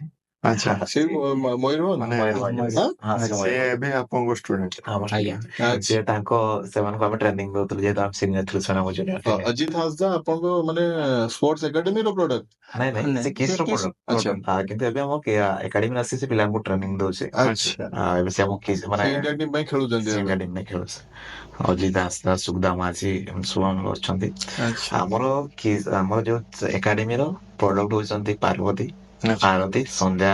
ପାର୍ବତୀ ଏବେ କୋଉ ଜାଗାରେ ପାର୍ବତୀ ଏବେ ଇଣ୍ଡିଆ ଟିମରେ ଅଛି ହଁ। Under-20 ଟିମରେ ଅଛି। ଆଚ୍ଛା ଆଉ ଓଡ଼ିଶା ଟିମରେ ସେ ଟପ୍ ପ୍ଲେୟାର ହିସାବରେ ଅଛି। କ୍ୟାପ୍ଟେନ୍ କ୍ୟାପ୍ଟେନ ନାଇଁ ମାନେ ଗୋଟେ ମାନେ ବିରାଟ କୋହଲି ଆଉ କିନ୍ତୁ ଦୁର୍ଭାଗ୍ୟ ଏଇଟା କି ତାର ଯୋଉ ଆମ ଖେଳ ଓମେନ୍ସ ଲିଗ୍ ହେଇଥିଲା ପୁରୀରେ ସେଠି ତାର ଫ୍ରାକ୍ଚର ହେଇଯାଇଥିଲା ଏଇଟା ଆଉ ସେ ଏବେ ରେଷ୍ଟରେ ଅଛି। ଆଉ ଜଣେ ଆମର ଯିଏ ସନ୍ଧ୍ୟାରାଣୀ ଟୁଡୁ ଏବେ ରିସେଣ୍ଟ ସେ ଫ୍ରାନ୍ସରୁ ଫେରିଛି। ଆଚ୍ଛା ଏବେ ଯୋଉ ଯାଇଥିଲେ ପୁନେ ଯାଇଥିଲେ ହଁ ପୁନେ ଯାଇଥିଲେ ପୁନେ। ରଗ୍ବି ପାଇଁ ଫିଜିକାଲ ଷ୍ଟାମିନା କେମିତି ଦରକାର? ଫିଜିକାଲି ମାନେ ବହୁତ ହି ଫିଟ୍ ଦରକାର। ଆଚ୍ଛା ଆଉ ବହୁତ ମାନେ ବହୁତ ମାନେ ଆମେ ବହୁତ ମାନେ ଯେହେତୁ ମାନେ ଆମକୁ ବଡି କଣ୍ଟାକ୍ଟ ଗେମ୍ ଖେଳିବାକୁ ପଡିବ ଆଚ୍ଛା ତ ସେଥିପାଇଁ ଫ୍ରାକ୍ଚର ବହୁତ ଚାନ୍ସେସ୍ ଫ୍ରାକ୍ଚର ଚାନ୍ସେସ୍ ଆଚ୍ଛା ଏବେ ଯୋଉ ରଗ୍ବି ଖେଳଟା ହଉଛି ସେଥିରେ ଆମେ ଯୋଉ ଦେଖେ ଜେନେରାଲି ଟିଭିରେ ଦେଖେ ଗାର୍ଡ ଫାର୍ଡ ସବୁ ଲଗେଇଥାନ୍ତି ସେଇଟା ଆକ୍ଚୁଆଲି ଇଣ୍ଡିଆରେ ବି ହଉଛି ସେଇ ଟାଇପର ନା କିଛି ଗାର୍ଡ ନାହିଁ ଖାଲି? ଯୋଉ ବଡ ବଡ ଗାର୍ଡ ଲଗେଇଥାନ୍ତି ସେଇଟା ହଉଛି ଆମେରିକାନ ରଗ୍ବି। ଆଚ୍ଛା ତ ସେଇଟା ଆମେରିକାନ ଫୁଟବଲ ସେଇଟା ଆଚ୍ଛା ହଉଛି ଅଲଗା। ଆଚ୍ଛା ସେଇଟା ସେଇ ରଗ୍ବି ଏର ଡିଫରେନ୍ସ ଅଛି। ଆଚ୍ଛା ଏଥିରେ ବି ଗାର୍ଡ ଲଗାନ୍ତି ଭିତରେ କିନ୍ତୁ ସେଟା ଦେଖାଯାଏନି ମାନେ ସେଟା ଟିକେ ପତଳାର ଆସେ। ଆଉ କେବଳ ଏଇ ଯୋଉ ଚେଷ୍ଟ ଗାର୍ଡ କୁହାଯାଏ ସେଟାକୁ ଆଉ ସେଇଟା ଲଗାଯାଏ। ଆଚ୍ଛା ସେଥିରେ ମାନେ ଇଞ୍ଜୁରୀ ସବୁଥିରେ ଅଛି। ଆମେ ଏମିତି ବସିଛେ ବି ଇଞ୍ଜୁରୀ ଅଛି ତ ଆମେ ଜାଣିନେ କି କେତେବେଳେ କଣ ହବ। ମାନେ ଏମିତି ବି ଅଛନ୍ତି ପିଲା ଆଜି ପର୍ଯ୍ୟନ୍ତ କିଛି ହେଇନି ତାଙ୍କର ମାନେ ବହୁତ ଭଲ ଭଲ ପିଲା ଅଛନ୍ତି ତାଙ୍କର ଇଞ୍ଜୁରୀ କଲେ କିଛି ନାହିଁ କିନ୍ତୁ ସେମାନେ ଖେଳୁଛନ୍ତି ଟପ୍ ଖେଳୁଛନ୍ତି। ବଡି କଣ୍ଟାକ୍ଟ ର ଚାନ୍ସେସ୍ ପ୍ରୋବାବିଲିଟି ବହୁତ ବଡି କଣ୍ଟାକ୍ଟ ସବୁବେଳେ ଗେମ୍ ବି ବଡି କଣ୍ଟାକ୍ଟ ତ ଆମେ ଯେମିତି ଫାଉଲ ତ ବହୁତ ହଉଥିବ ବହୁତ ଆମେ ଫୁଟବଲ ଯାହା ଜାଣିଛୁ ଯେମିତି ଆମର କବାଡି ମାନେ ଆକ୍ଚୁଆଲି ଆମ ରଗ୍ବିଟା ମିଶିଛି 4ଟା ଗେମ୍କୁ ମିଶିଛି, 4-5ଟା ଗେମ୍କୁ ମିଶିକି ହେଇଛି। ଆଚ୍ଛା। ଖୋ ଭଳିଆ ଆମେ ଡଜ୍ କରିବା, କବାଡି ଭଳିଆ ଟ୍ୟାକଲ, ଆଚ୍ଛା। କବାଡି ଯେମିତି ଆମ ଧରନ୍ତି ଟ୍ୟାକଲ, ଆଉ ବାସ୍କେଟବଲ ଭଳିଆ ପାସ୍ କରିବେ, ଆଚ୍ଛା। ଓକେ। ଆଉ ରହିଲା ଆମର ଆଥଲେଟିକ ଭଳିଆ ରନିଂ କରିବେ। ଆଚ୍ଛା। ତ ସ୍ପିଡ ବି ଦରକାର ମାନେ ଆମକୁ। ମାନେ ଆମ ଦେଶୀ ଖେଳ ଏଇଟା କିଛି ବିଦେଶୀ ଖେଳ ନାହିଁ, ଏଇଟା ଆମ ଦେଶୀ ଖେଳ। ମାନେ 4ଟା ଗେମ୍ ର ଷ୍ଟାମିନା ଟା ଦରକାର। ଦରକାର। ଏଇଠି ଗୋଟେ ଗେମ୍ ରେ। ଗୋଟେ ଗେମ୍। ଯାହାବି ସେ ଏବେ ଏକାଡେମୀ ଠିକ ଠାକ ଚାଲିଛି ଭଗବାନଙ୍କ ଆଶୀର୍ବାଦରୁ, କିନ୍ତୁ ଆମକୁ ବାସ୍ ଯେମିତି କହିଲେ କି ଆମ ପାଖରେ ନା 5 ଜଣ ଆମେ ଏକାଡେମୀ ଆରମ୍ଭ କରୁଥିଲୁ, ଆମ ପାଖରେ ଏବେ 35 ଜଣ ପିଲା ଅଛନ୍ତି। ଆଚ୍ଛା। ଆମର ସେ 35 ଜଣ ପିଲା ଭିତରୁ 22 ଜଣ ପିଲା ମୁଁ ନ୍ୟାସନାଲ ଖେଳି ସାରିଲେଣି। ଆଚ୍ଛା। ଆଉ ଓକେ, ଯୋଉ ନ୍ୟାସନାଲ ଖେଳି ସାରିଲେଣି ମାନେ ଗଭର୍ଣ୍ଣମେଣ୍ଟ ଜବ ଗୋଟେ ଥୁଆ। ହଁ, କମ୍ପଲସରି। ସେଇ ଗଭର୍ଣ୍ଣମେଣ୍ଟ ଯୋଗରୁ ମନେ ପଡିଲା ଯେ ବାଲିଆପାଳରେ କେବେ 2022 ଆକ୍ଚୁଆଲି ମାନେ ଜବ୍ କରିବାକୁ ଇଚ୍ଛା ନଥିଲା। ଆଚ୍ଛା, ଜବ୍ ନ କଲେ ବି ସେତିକି ଏବେ ମାନେ ଆସି ଯାଉଛି କି ଯୋଉଟା କି ଗୁଜାରା ହେଇଯିବ? ନାଇଁ, ଜବ୍ ସେମିତି ତ ନାହିଁ, ଆସୁନାହିଁ ସେମିତି ଛାଡିକି, ତାକୁ ଜବ୍ ଛାଡିକି ଆଚ୍ଛା। ଜବ୍ ବହୁତ ସିକ୍ୟୁର କରିଦେଲା ମତେ। କିନ୍ତୁ ଇଚ୍ଛା ନଥିଲା ଏଥିପାଇଁ ଯେ ମୁଁ ଭାବିଥିଲି କି ନାଇଁ ଆଉ କିଛି କରିବି, କାରଣ ନିଜେ ଫ୍ରିଡମ ଚାହୁଁଥିଲି। କାରଣ କୋଉଠି ବାନ୍ଧି ହେଇକି ରହିଲା ବେଳକୁ ପରମିଶନ ମାଗୁ ଫାଇନାନ୍ସିଆଲି ହେଲ୍ପ ଟା ମିଳିଗଲା। ତ ଯାହା ବି ହଉ, ଯୋଉ ଜବ୍ ଟା ମିଳିଲା, ଇଚ୍ଛା ନଥିଲା। କହିଲେ ଆମର ଯୋଉ ମୋର ସାଙ୍ଗ ଥିଲା, ଆପଣ ଜାଣିଥିବେ ଆମ ଦେଶର ରାଷ୍ଟ୍ରପତି ଦ୍ରୌପଦୀ ମୁର୍ମୁ, ତ ତାଙ୍କ ଜ୍ୱାଇଁ ଯିଏ ସେ ହଉଛି ମୋ ସାଙ୍ଗ। ତ ମାନେ ସିଏ ଶ୍ରୀ ମୁର୍ମୁଙ୍କ ତ ସିଏ ମତେ କହିଲା କି ମାନେ ସିଏ କହିଲେ କି ଆଉ ମୁଁ ଏକା ହଉଛି ଏକ୍ଜାମ ଦେବା ପାଇଁ, ତ ମିଶିକି ଆମେ ଏକ୍ଜାମ ଦେଇଦବା। ମୁଁ କହିଲି ମୁଁ ଦେବିନି ଏକ୍ଜାମ। ସିଏ କହିଲେ ନା ତମେ ମିଶିକି ଦେବା। ଠିକ ଅଛି ମିଶିକି ଦେବା। ତ ମିଶିକି ଆପ୍ଲାଏ କଲୁ, ଏକ୍ଜାମ ଦେଲୁ। ଏକ୍ଜାମ ଦେଲା ପରେ ସେଟା ବି ଏମିତି ହେଇଛି କି ମୁଁ ତା ଭିତରେ ପଲିଟିକ୍ସରେ ଏଣ୍ଟ୍ରି କରିଥିଲି। ଇଣ୍ଟରେଷ୍ଟ ଅଛି? ଇଣ୍ଟରେଷ୍ଟ ନଥିଲା, ମାନେ ଏମିତି ହେଇଥିଲା। କଣ କହିବି, ମାନେ ଗାଁରେ ସମସ୍ତେ ଚାହିଁଲେ ଯେହେତୁ ତୁ କିଛି ତ କରୁନୁ, ଗାଁରେ ରହୁଛୁ, ତ କହିଲେ ତ ଫ୍ରେଶର ଭଲ ଅଛି, ଆମେ ଜାଣିଛୁ କି ତୁ କିଛି କରିବାକୁ ଆକୁ, ତ ଆକୁ କିଛି କରିପାରିବୁ, ତ ତୁ ତାହେଲେ। ଏଇଟା କି ପାଇଁ ହୁଏ? ଜଣେ ସ୍ପୋର୍ଟସ ଲାଇନ ରେ ଗଲେ ଗାଁ ଲୋକ ଭାବନ୍ତି ଏ କିଛି କରୁନି ବୋଲି, ହେଲେ ସିଏ କି କରି ସାରିଲାଣି ସେଇଟା ଦେଖ। ତ ସେଦିନ ଯାହା ତାଙ୍କର ଗୋଟେ ବିଶ୍ୱାସ ରହିଗଲା, ଫେଥ ରହିଗଲା, ତ ମତେ ସରପଞ୍ଚ ପାଇଁ ଛିଡା କରିଥିଲେ, ଛିଡା ବି ହେଇଥିଲି।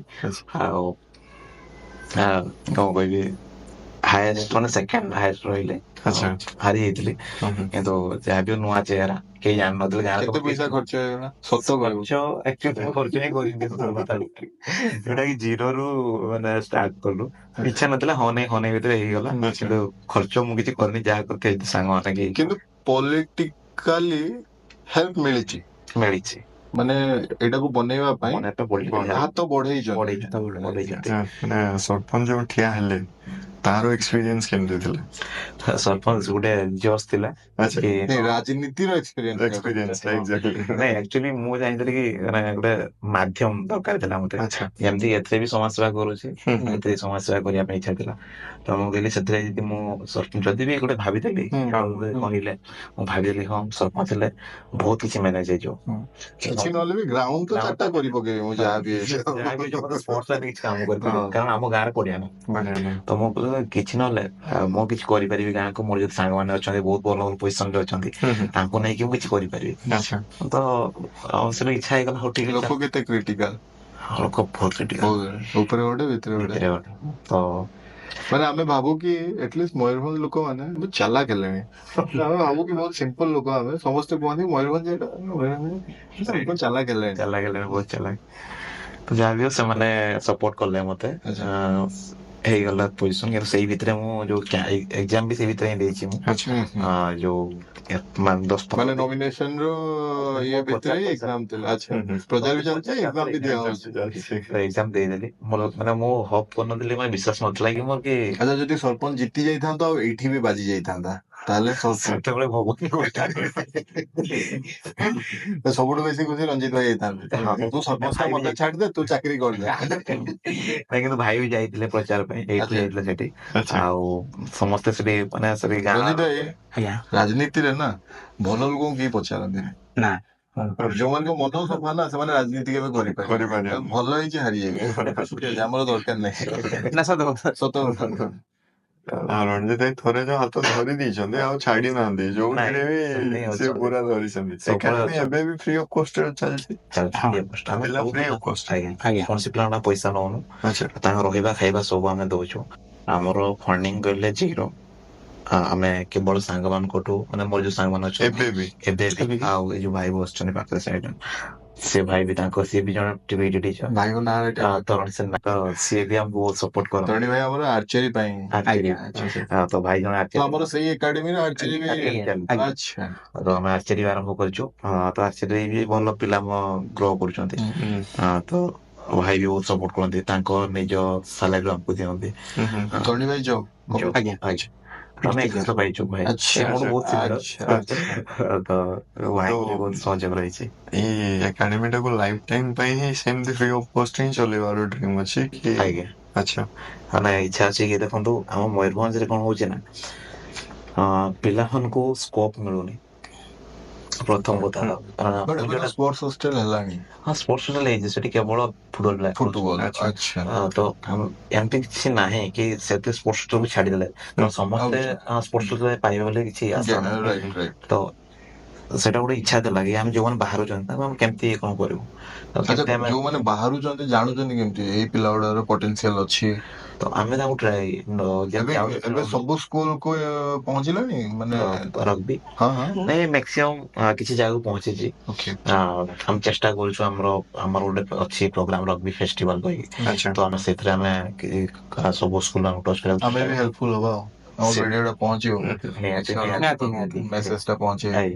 ତ ଆମେ ସବୁ ସ୍କୁଲକୁ ଆମେ ଯିବାକୁ ଚେଷ୍ଟା କରୁଛୁ ଏବେ ତାପରେ ଯିବା ତ କିଛି ବଡ କଥା ନାହିଁ ମେନ୍ ହଉଛି ଫଣ୍ଡିଂ ତ ଆମକୁ ସେଟାକୁ ଦେଖିକିରି ଚାଲିଛି ତ କାହିଁକିନା ପିଲା ବଢିଲେ ଖର୍ଚ୍ଚଟା ବି ବଢିବ ଖର୍ଚ୍ଚଟା ବଢିଯିବ right? ତ କିଛି କେତେ ଖର୍ଚ୍ଚ ହେଇଯାଉଛି ମନ୍ଥଲି ସେମାନଙ୍କର lakh ଖାଇବା ପିଇବା 1 lakh plus one plus OnePlus।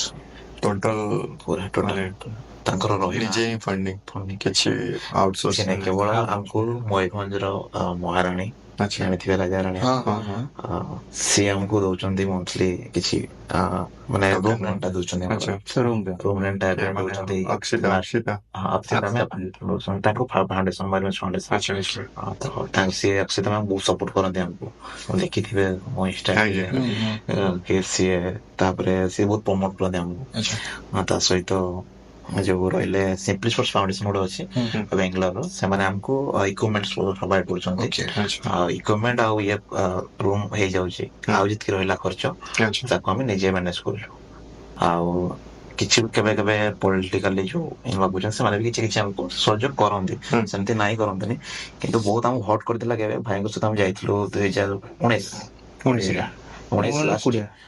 Last 20 ଯାକୁ 20 ମନେ ପଡୁନି ମୟୂରଭଞ୍ଜ ଜଣେ ବହୁତ ବଡ ରାଜନେତା ଯାହାକି ଯୋଉ ଏରିଆରେ ଆମେ ବସିଛୁ ସେଇ ଏରିଆ ଲୋକ ଆଚ୍ଛା ଜାଣିପାରୁଥିବେ ମାନେ ସେଠି ନା ଧରିବାଟା ଆମେ ଆମକୁ ଭାବୁଛୁ କଷ୍ଟ ଲାଗିବ ସେ ଏବେକାର ରୋଲିଂ ପାର୍ଟିର ବାହାରେ ଖୁସି ରୋଲିଂ ପାର୍ଟିର ସେ ଏବେ ଯୋଉ ରୋଲିଂ ଅଛନ୍ତି ତାଙ୍କୁ ଆମେ ଯାଇଥିଲୁ ତାଙ୍କ ପାଖକୁ ଭାଇଙ୍କ ସହିତ ଏମିତି 2 ଜଣ ଆମେ ଯାଇଥିଲୁ 2 ଜଣ ଆଚ୍ଛା ତ ସିଏ ମତେ କହିଥିଲେ ଭାଇଙ୍କୁ ବି କହିଥିଲେ କି ତମେ ଗୋଟେ ମାନେ ପଙ୍କୁଟାକୁ ଧରିକି ପଳେଇ ଆସିଛ ଭାବୁଛ ମୁଁ ଫଣ୍ଡିଂ ଦେଇଦେବି ମୁଁ ତାଙ୍କୁ ଯାଇଥିଲା ମାଗିବା ପାଇଁ ମାନେ କିଛି ନାହିଁ ବାସ୍ ଯାଇଥିଲି ଦେଖା କରିବା ପାଇଁ କି ସାର୍ ନାମ ବି କହିପାରିବା କିଛି ଇସ୍ୟୁ ନାହିଁ କିଛି ପ୍ରୋବ୍ଲେମ ନାହିଁ ଏଇ ଟାଇପ ର ଲୋକଙ୍କ ବିଷୟରେ ଜାଣିବା ଦରକାର ସମସ୍ତେ ଜାଣିବା ଦରକାର ତ ଆମେ ଯିଏ ଯାଇଥିଲୁ ସମାନ ଦେଇ ଜାଣିନି ସେ ଯିଏ ବି ହେଇଥାଉ ନା କାହିଁକି ସେ ଯିଏ ବି ହେଇଥାଉ ମତେ ବହୁତ ମିସବିହେଭ କରିଥିଲେ ତ ମୁଁ ତାଙ୍କୁ କହିଥିଲି କି ସାର୍ ଦେଖନ୍ତୁ ଆମେ ଆପଣଙ୍କୁ ସଜେସନ ନେବା ପାଇଁ ଆସିଥିଲୁ କି ଆପଣ ସଜେସନ ଦେଇ ପାରିଥାନ୍ତେ କି ହଁ ଠିକ ଅଛି ବାବୁ ଆଉ ତମେ ଆସିଛ ମୁଁ ତ ପ୍ରଥମ ଆସିଥିବେ ତମେ ଚେଷ୍ଟା କର ମାନେ କିଛି କାମ ଚଲା ଆଚ୍ଛା ବଢିବ ସେଇଟା କହିଥିଲେ ଆମେ ଖୁସି ହେଇଥାନ୍ତା ତମ ପାଖରେ କେତେ ପୁଞ୍ଜି ଅଛି ଡାଇରେକ୍ଟଲି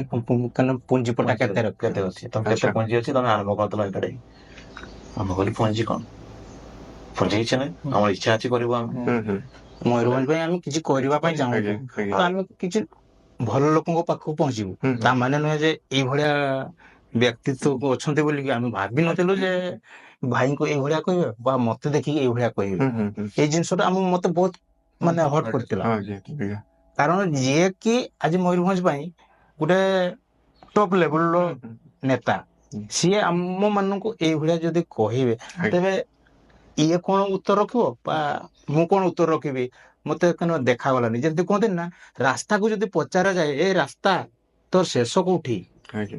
ରାସ୍ତା କଣ ଉତ୍ତର ଦବ? ଠିକ ଏଇ ଏକ୍ଜାକ୍ଟଲି ଏଇଭଳିଆ ଅଛନ୍ତି ମୟୂରଭଞ୍ଜରେ ଆଜ୍ଞା। ରାଜନେତା। ଆଜ୍ଞା। ତ ଆମକୁ ସେଇ ସମୟରେ ଆଉ ଉତ୍ତର ରଖିଗଲା ନାହିଁ। ଆମର ଗୋଟେ ହିଁ ଲକ୍ଷ୍ୟ ଥିଲା କି ଭାଇଙ୍କୁ ଆମର ଗୋଟେ ହିଁ ଶପଥ ଥିଲା, ଭାଇ ଆମେ ଖଟିବୁ ଯେମିତି ଆଜ୍ଞା। ଖାଇବୁ ସେମିତି, ତାପରେ ଆମେ ପିଲାଙ୍କୁ ତା ସାମ୍ନାରେ ଦେଖିବୁ ସେ। Actually ଆମେ ଦେଖିଛୁ, ଆଜ୍ଞା। କେତେଟା ଦେଖିଛୁ ଭାଇ? ଏବେ ତ ହେଇଗଲାଣି ଆମର 3 ଜଣ ଇଣ୍ଟରନ୍ୟାସନାଲ, 22 ଜଣ ଭଗବାନଙ୍କର ଆଶୀର୍ବାଦ ମୁଁ ତ କହିବି ଜଗନ୍ନାଥ ଭାଇଙ୍କ ପାଇଁ ସବୁବେଳେ କିଛି କରୁ ନ କରୁ ଆଜ୍ଞା। ଭାଇଙ୍କ ଉପରେ ସବୁବେଳେ ମାନେ ସବୁବେଳେ ମାନେ ସେ ଷ୍ଟାର୍ଟିଂରୁ ଯେବେଠୁ ଷ୍ଟୋରି ଶୁଣୁଛେ ସେତେବେଳୁ ହିଁ ସେ ବାଟ ଦେଖେଇ ନେଇ ଚାଲିଛନ୍ତି। ବାସ୍ ବାସ୍ ତପୋବନରୁ କିସ୍ ପଠେଇଲେ, ବାସ୍ ବାସ୍ କିସ୍ ରୁ ପୁଣି ବିପିଡି ରୁ ପୁଣି ଇଚ୍ଛା ବାସ୍। ଦେଖଉଛନ୍ତି, ପୁଣି ରଞ୍ଜିତ ଭାଇ ବାସ୍। ଚାରିଆଡେ ବାଟ ସେ ଛାଡି ସେ ନାହାନ୍ତି। ନା ନା କୋଇନ୍ସିଡେନ୍ସ ବି ଆମେ ରଥ ଦିନ ବସିକି ରଥ ଦିନରେ ସୁଟ ହଉଛି। ବାସ୍ ଭଗବାନଙ୍କର ଆଶୀର୍ବାଦ ରହିଛି। ଆଉ ଗୋଟେ କଥା କି ମୋ ଜନ୍ମ ବି ରଥ ଦିନ। ମାନେ କାଲି ବର୍ଥଡେ ଗଲା, ମାନେ ଆକ୍ଚୁଆଲି ତିଥି ଅନୁସାରେ ତିଥି ଅନୁସାରେ ମାନେ ଜନ୍ମ ହେଇଛନ୍ତି ରଥ ଦିନ ହିଁ ଜନ୍ମ। ରଥ ଦିନ। ତ ଭଗବାନଙ୍କର ଆଶୀର୍ବାଦ ସବୁବେଳେ ମୁଁ ମାନେ ଜଗନ୍ନାଥ ବହୁତ ମାନେ ମୁଁ। ଆଉ ତାଙ୍କର ବହୁତ ଆଶୀର୍ବାଦ ରହିଛି ଆମ ଭଗବାନଙ୍କ ମାନେ ଆମ ଗାଁ ଠାକୁର ଉପରେ ବହୁତ ଆଶୀର୍ବାଦ ରହିଛି। ତ ବାପା ମାଙ୍କ ଆଶୀର୍ବାଦ, ସମସ୍ତ ଶହେ ଛୁଆଙ୍କର ବହୁତ ଆଶୀର୍ବାଦ ରହିଛି। ଯେ ଆଉ ଗୋଟେ ଜିନିଷ ପଚାରି ଏଇଥିରେ ଭଗବାନ ଯେହେତୁ କହିଲେ, ଯେତେବେଳେ ଆପଣଙ୍କ କଷ୍ଟ ଟାଇମ ଟା ଚାଲିଥିଲା ଏମିତି ରଞ୍ଜିତ ଭାଇ କହିଲେ, ମାନେ ଆମେ ସମସ୍ତେ ଇମୋସନାଲ ହେଇଗଲୁ। ସେଇ ସମୟରେ ଭଗବାନଙ୍କ ଉପରେ ଆସ୍ଥାଟା ଥିଲା କି ଭଗବାନ ମୋ ସହିତ ହିଁ ଏମିତି କି ପାଇଁ ହଉଛି, ଏଇ କ୍ୱେଶ୍ଚନ ଟା ଥିଲା ମାଇଣ୍ଡରେ? ଥିଲା ମାନେ ମୁଁ ବି ସତ ଗୋଟେ କଥା କହୁଛି କି ମୁଁ କେବେ ମନ୍ଦିର ଯାଇନି ଭଲସେ। ଆଚ୍ଛା। ଆଉ ମୁଁ ମନ୍ଦିର କେବେ ବର୍ଷରେ ଥରେ ଯାଏ, ଜଗନ୍ନାଥ ମନ୍ଦିର ନୂଆ ବର୍ଷରେ ଆଚ୍ଛା। ପୁରୀ ଯାଏ, ଦର୍ଶନ କରିକି ଆସେ ପ୍ରତ୍ୟେକ ବର୍ଷ ନୂଆ ବର୍ଷରେ। ଆଉ କୋଉ ମନ୍ଦିର ଯାଆନ୍ତି? ଯାଏ ମାନେ ବାଇଚାନ୍ସ ଯାଏ, Rare. ରେୟାର ଯାଏ, କିନ୍ତୁ ସେମିତି କିଛି ଯାଏନି। ମୁଁ ଭାବେ କି ମୁଁ ଯଦି ସବୁବେଳେ ଯିବି ଭଗବାନ ମାଗିବି, ଭଗବାନ ମାଗିବେ। ଆଚ୍ଛା। ସବୁବେଳେ କଣ ଆସିକି ମାଗୁଛି, କର୍ମ ବିଶ୍ୱାସୀ। କର୍ମ ବିଶ୍ୱାସୀ। ଆଚ୍ଛା। ତ ଠାକୁରଙ୍କ ଉପରେ ସବୁ ଛାଡି ଦେଇଛି। ମୁଁ କହୁଛି ମୋ କର୍ମ କରି ଚାଲିଛି, ଭଗବାନ ଆପଣଙ୍କ ଉପରେ ଦେଖୁଛନ୍ତି। ତ ଭଗବାନଙ୍କ ଆଶୀର୍ବାଦ ଆଜି ପର୍ଯ୍ୟନ୍ତ ଏମିତି କିଛି ବି ଏମିତି ମାନେ ପ୍ରୋବ୍ଲେମ ହେଇନି ଏତେ ବଡ କି ଯୋଉଠି ମତେ ସପୋର୍ଟ ନ ମିଳିଛି। ହବ ବି ନାହିଁ। ତ ମାନେ ଯୋଉମାନଙ୍କର ମନ ସଫା ସେମାନଙ୍କୁ ପ୍ରୋବ୍ଲେମ ହବନି କେବେ। ମୁଁ ଯୋଉଠି ଯେବେ ଯାଇଛି, ଯୋଉ ଜାଗାରେ ଯଦି କିଛି ପ୍ରୋବ୍ଲେମ ହେଇଛି, ମତେ କେହି ନା କେହି ଆସି ସାହାଯ୍ୟ କରିଛନ୍ତି। ଲାଷ୍ଟ ମୋମେଣ୍ଟ ହେଲେ ସାହାଯ୍ୟ କରିଛନ୍ତି। ଏମିତି ହୋପ ଥାଏ ବେଳେ ବେଳେ ଏମିତି ହେଇଯାଏ କି ନାଇଁ ଭାଇ, ମୁଁ ଭାଇଙ୍କୁ ଫୋନ କରେ କିଛି ଅସୁବିଧା ହେଲେ, ଭାଇ ପାରୁନି ବନ୍ଦ କରିଦବା। ଆଚ୍ଛା। ସେମିତି ବି ଏମିତି ବି ହେଇଛି ବହୁତ ଥର କି ଭାଇ ଆମେ ଏକାଠି ବନ୍ଦ କରିଦବା, ପାରୁନି ଆଉ। ତ ରଞ୍ଜିତ ଭାଇ କେବେ କହିନଥିବେ? ନାଇଁ। ନା। ବନ୍ଦ କରତେ ଦେବି ନାହିଁ ଆଉ। ମତେ ମାନେ ଇଏ ମାନେ ସବୁବେଳେ ମୋଟିଭେଟ କରନ୍ତି, ଆଚ୍ଛା। କିନ୍ତୁ ତାଙ୍କୁ ମୁଁ ଲାଷ୍ଟ ମୋମେଣ୍ଟ ଦେଖିପାରିଲିନି। ତ ସେଇଟା ମାନେ ବହୁତ ମତେ ହର୍ଟ କରିଥିଲା। ସେ ସମୟରେ ବହୁତ ବାଧିଥିଲା। ମୁଁ କେବେ ଭାବିଥିଲି କି ମୁଁ ଛାଡିଦେବି ସବୁ। ମାନେ ସେତେବେଳେ ଆପଣ କାହିଁକି ଦେଖା କରିପାରୁନଥିଲେ? ମୁଁ ବାରିପଦାରେ ଥିଲି। ଆଚ୍ଛା। ତାଙ୍କର ଡେଥ୍ ହେଲା ବଡ଼ବିଲରେ। ଆଚ୍ଛା। ଆଉ ସେଦିନ ତାଙ୍କ ରାତିରେ ଡେଥ୍ ହେଲା। ଆଉ ମାନେ ଏମିତି ଦୁର୍ଭାଗ୍ୟ ଯେ ଯୋଉ ରୁମରେ ଆମେ ରହୁଥିଲୁ, ମୁଁ ଯେମିତି କହିଲି କି ସେଦିନ କରେଣ୍ଟ ନଥିଲା, ଆଚ୍ଛା। ତ ଚାର୍ଜ ନଥିଲା ମୋବାଇଲ। ତ ମତେ କେହି କଣ୍ଟାକ୍ଟ ଖବରଟା ପାଇପାରିଲେ? ପାଇପାରିଲିନି। ଆଚ୍ଛା। ତ ଯେତେବେଳେ ମୁଁ ଖବର ପାଇଲି, ସେତେବେଳକୁ ମାନେ ବହୁତ ଲେଟ୍ ହେଇଯାଇଥିଲା। ମୁଁ ଚେଷ୍ଟା କଲି ହେଲି ପହଞ୍ଚିବାକୁ, କିନ୍ତୁ ସବୁ ତ ସବୁ ବହୁତ କିଛି ସାକ୍ରିଫାଇସ୍ ଦବା ପାଇଁ ହୁଏ, ଏତେ ଇଜି ନାହିଁ। ଆଉ ସେ ଯେମିତି କୁହନ୍ତି ଯେ ଟପ୍ ରେ ପହଞ୍ଚିବାଟା ହୁଏତ ଇଜି ହେଇପାରେ, କିନ୍ତୁ ଟପ୍ ରେ ଠିଆ ହେଇକି ରହିବାଟା ଇଜି ନୁହଁ। ନିଜେ ନୁହଁ।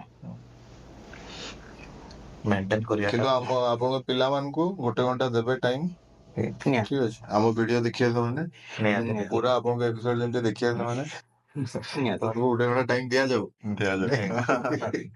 ନାଇଁ, ଅଛନ୍ତି ବହୁତ ମାନେ ପିଲାମାନେ ବହୁତ ସପୋର୍ଟିଭ, ବହୁତ ମାନେ ବହୁତ ଡିସିପ୍ଲିନ ସେମାନେ। ଆଉ କେବଳ ସେମାନେ ନାହିଁ, ଆମର ଟ୍ରେନର ମାନେ ଅଛନ୍ତି, ସେଠି ଅଛନ୍ତି ଯେମିତି କହିଲେ ଚନ୍ଦନ କି ସେ ପ୍ରିୟ ଆଉ ଜୟଦେବ, ମାନେ ବହୁତ ଜଣ ଅଛନ୍ତି ଯୋଉମାନେ କିଏ ପାଠ ପଢିବା ପାଇଁ ଅଛନ୍ତି ପିଲାଙ୍କୁ, କିଏ ପିଲାଙ୍କୁ ବଡ ଇଏ ଟ୍ରେନିଂ ଦଉଛି।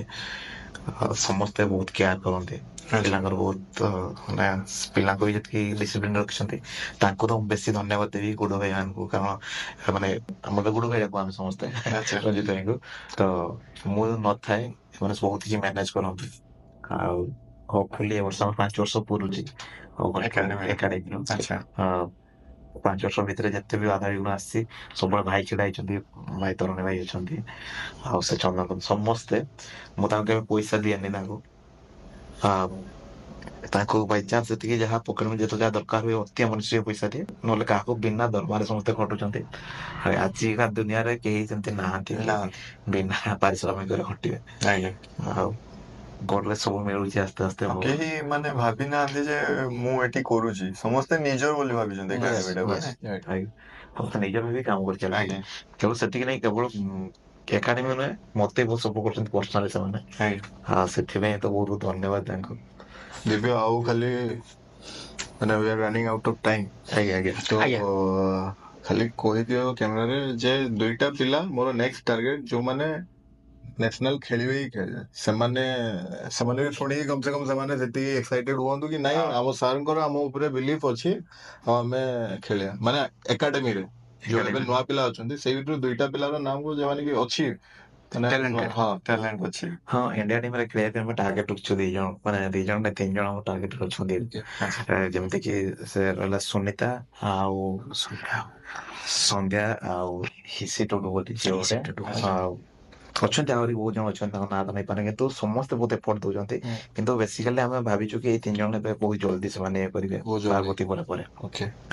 ଆଉ ଗୋଟେ ଲାଷ୍ଟ କ୍ୱେଶ୍ଚନ, ତ ଇଚ୍ଛା ତ ହଉନି ଚାଲିଛି କେତେ ଟାଇମ ହେଲାଣି, ତ ମାନେ ଆପଣଙ୍କ ପୁରା ଜର୍ଣ୍ଣିରେ ଯଦି ଗୋଟେ ଲାଇନରେ ମୁଁ କହିବି ଯେ ଏଇ ଲାଇନଟା ହିଁ ଆପଣଙ୍କୁ ମୋଟିଭେଟ କରିଛି ସବୁବେଳେ ଟିକେ ଯୋଉ ଜାଗାରେ ଏବେ ପହଞ୍ଚିଛନ୍ତି, ତ ସେଇ ଲାଇନରେ କଣ କହିବା ପାଇଁ ଚାହିଁବେ?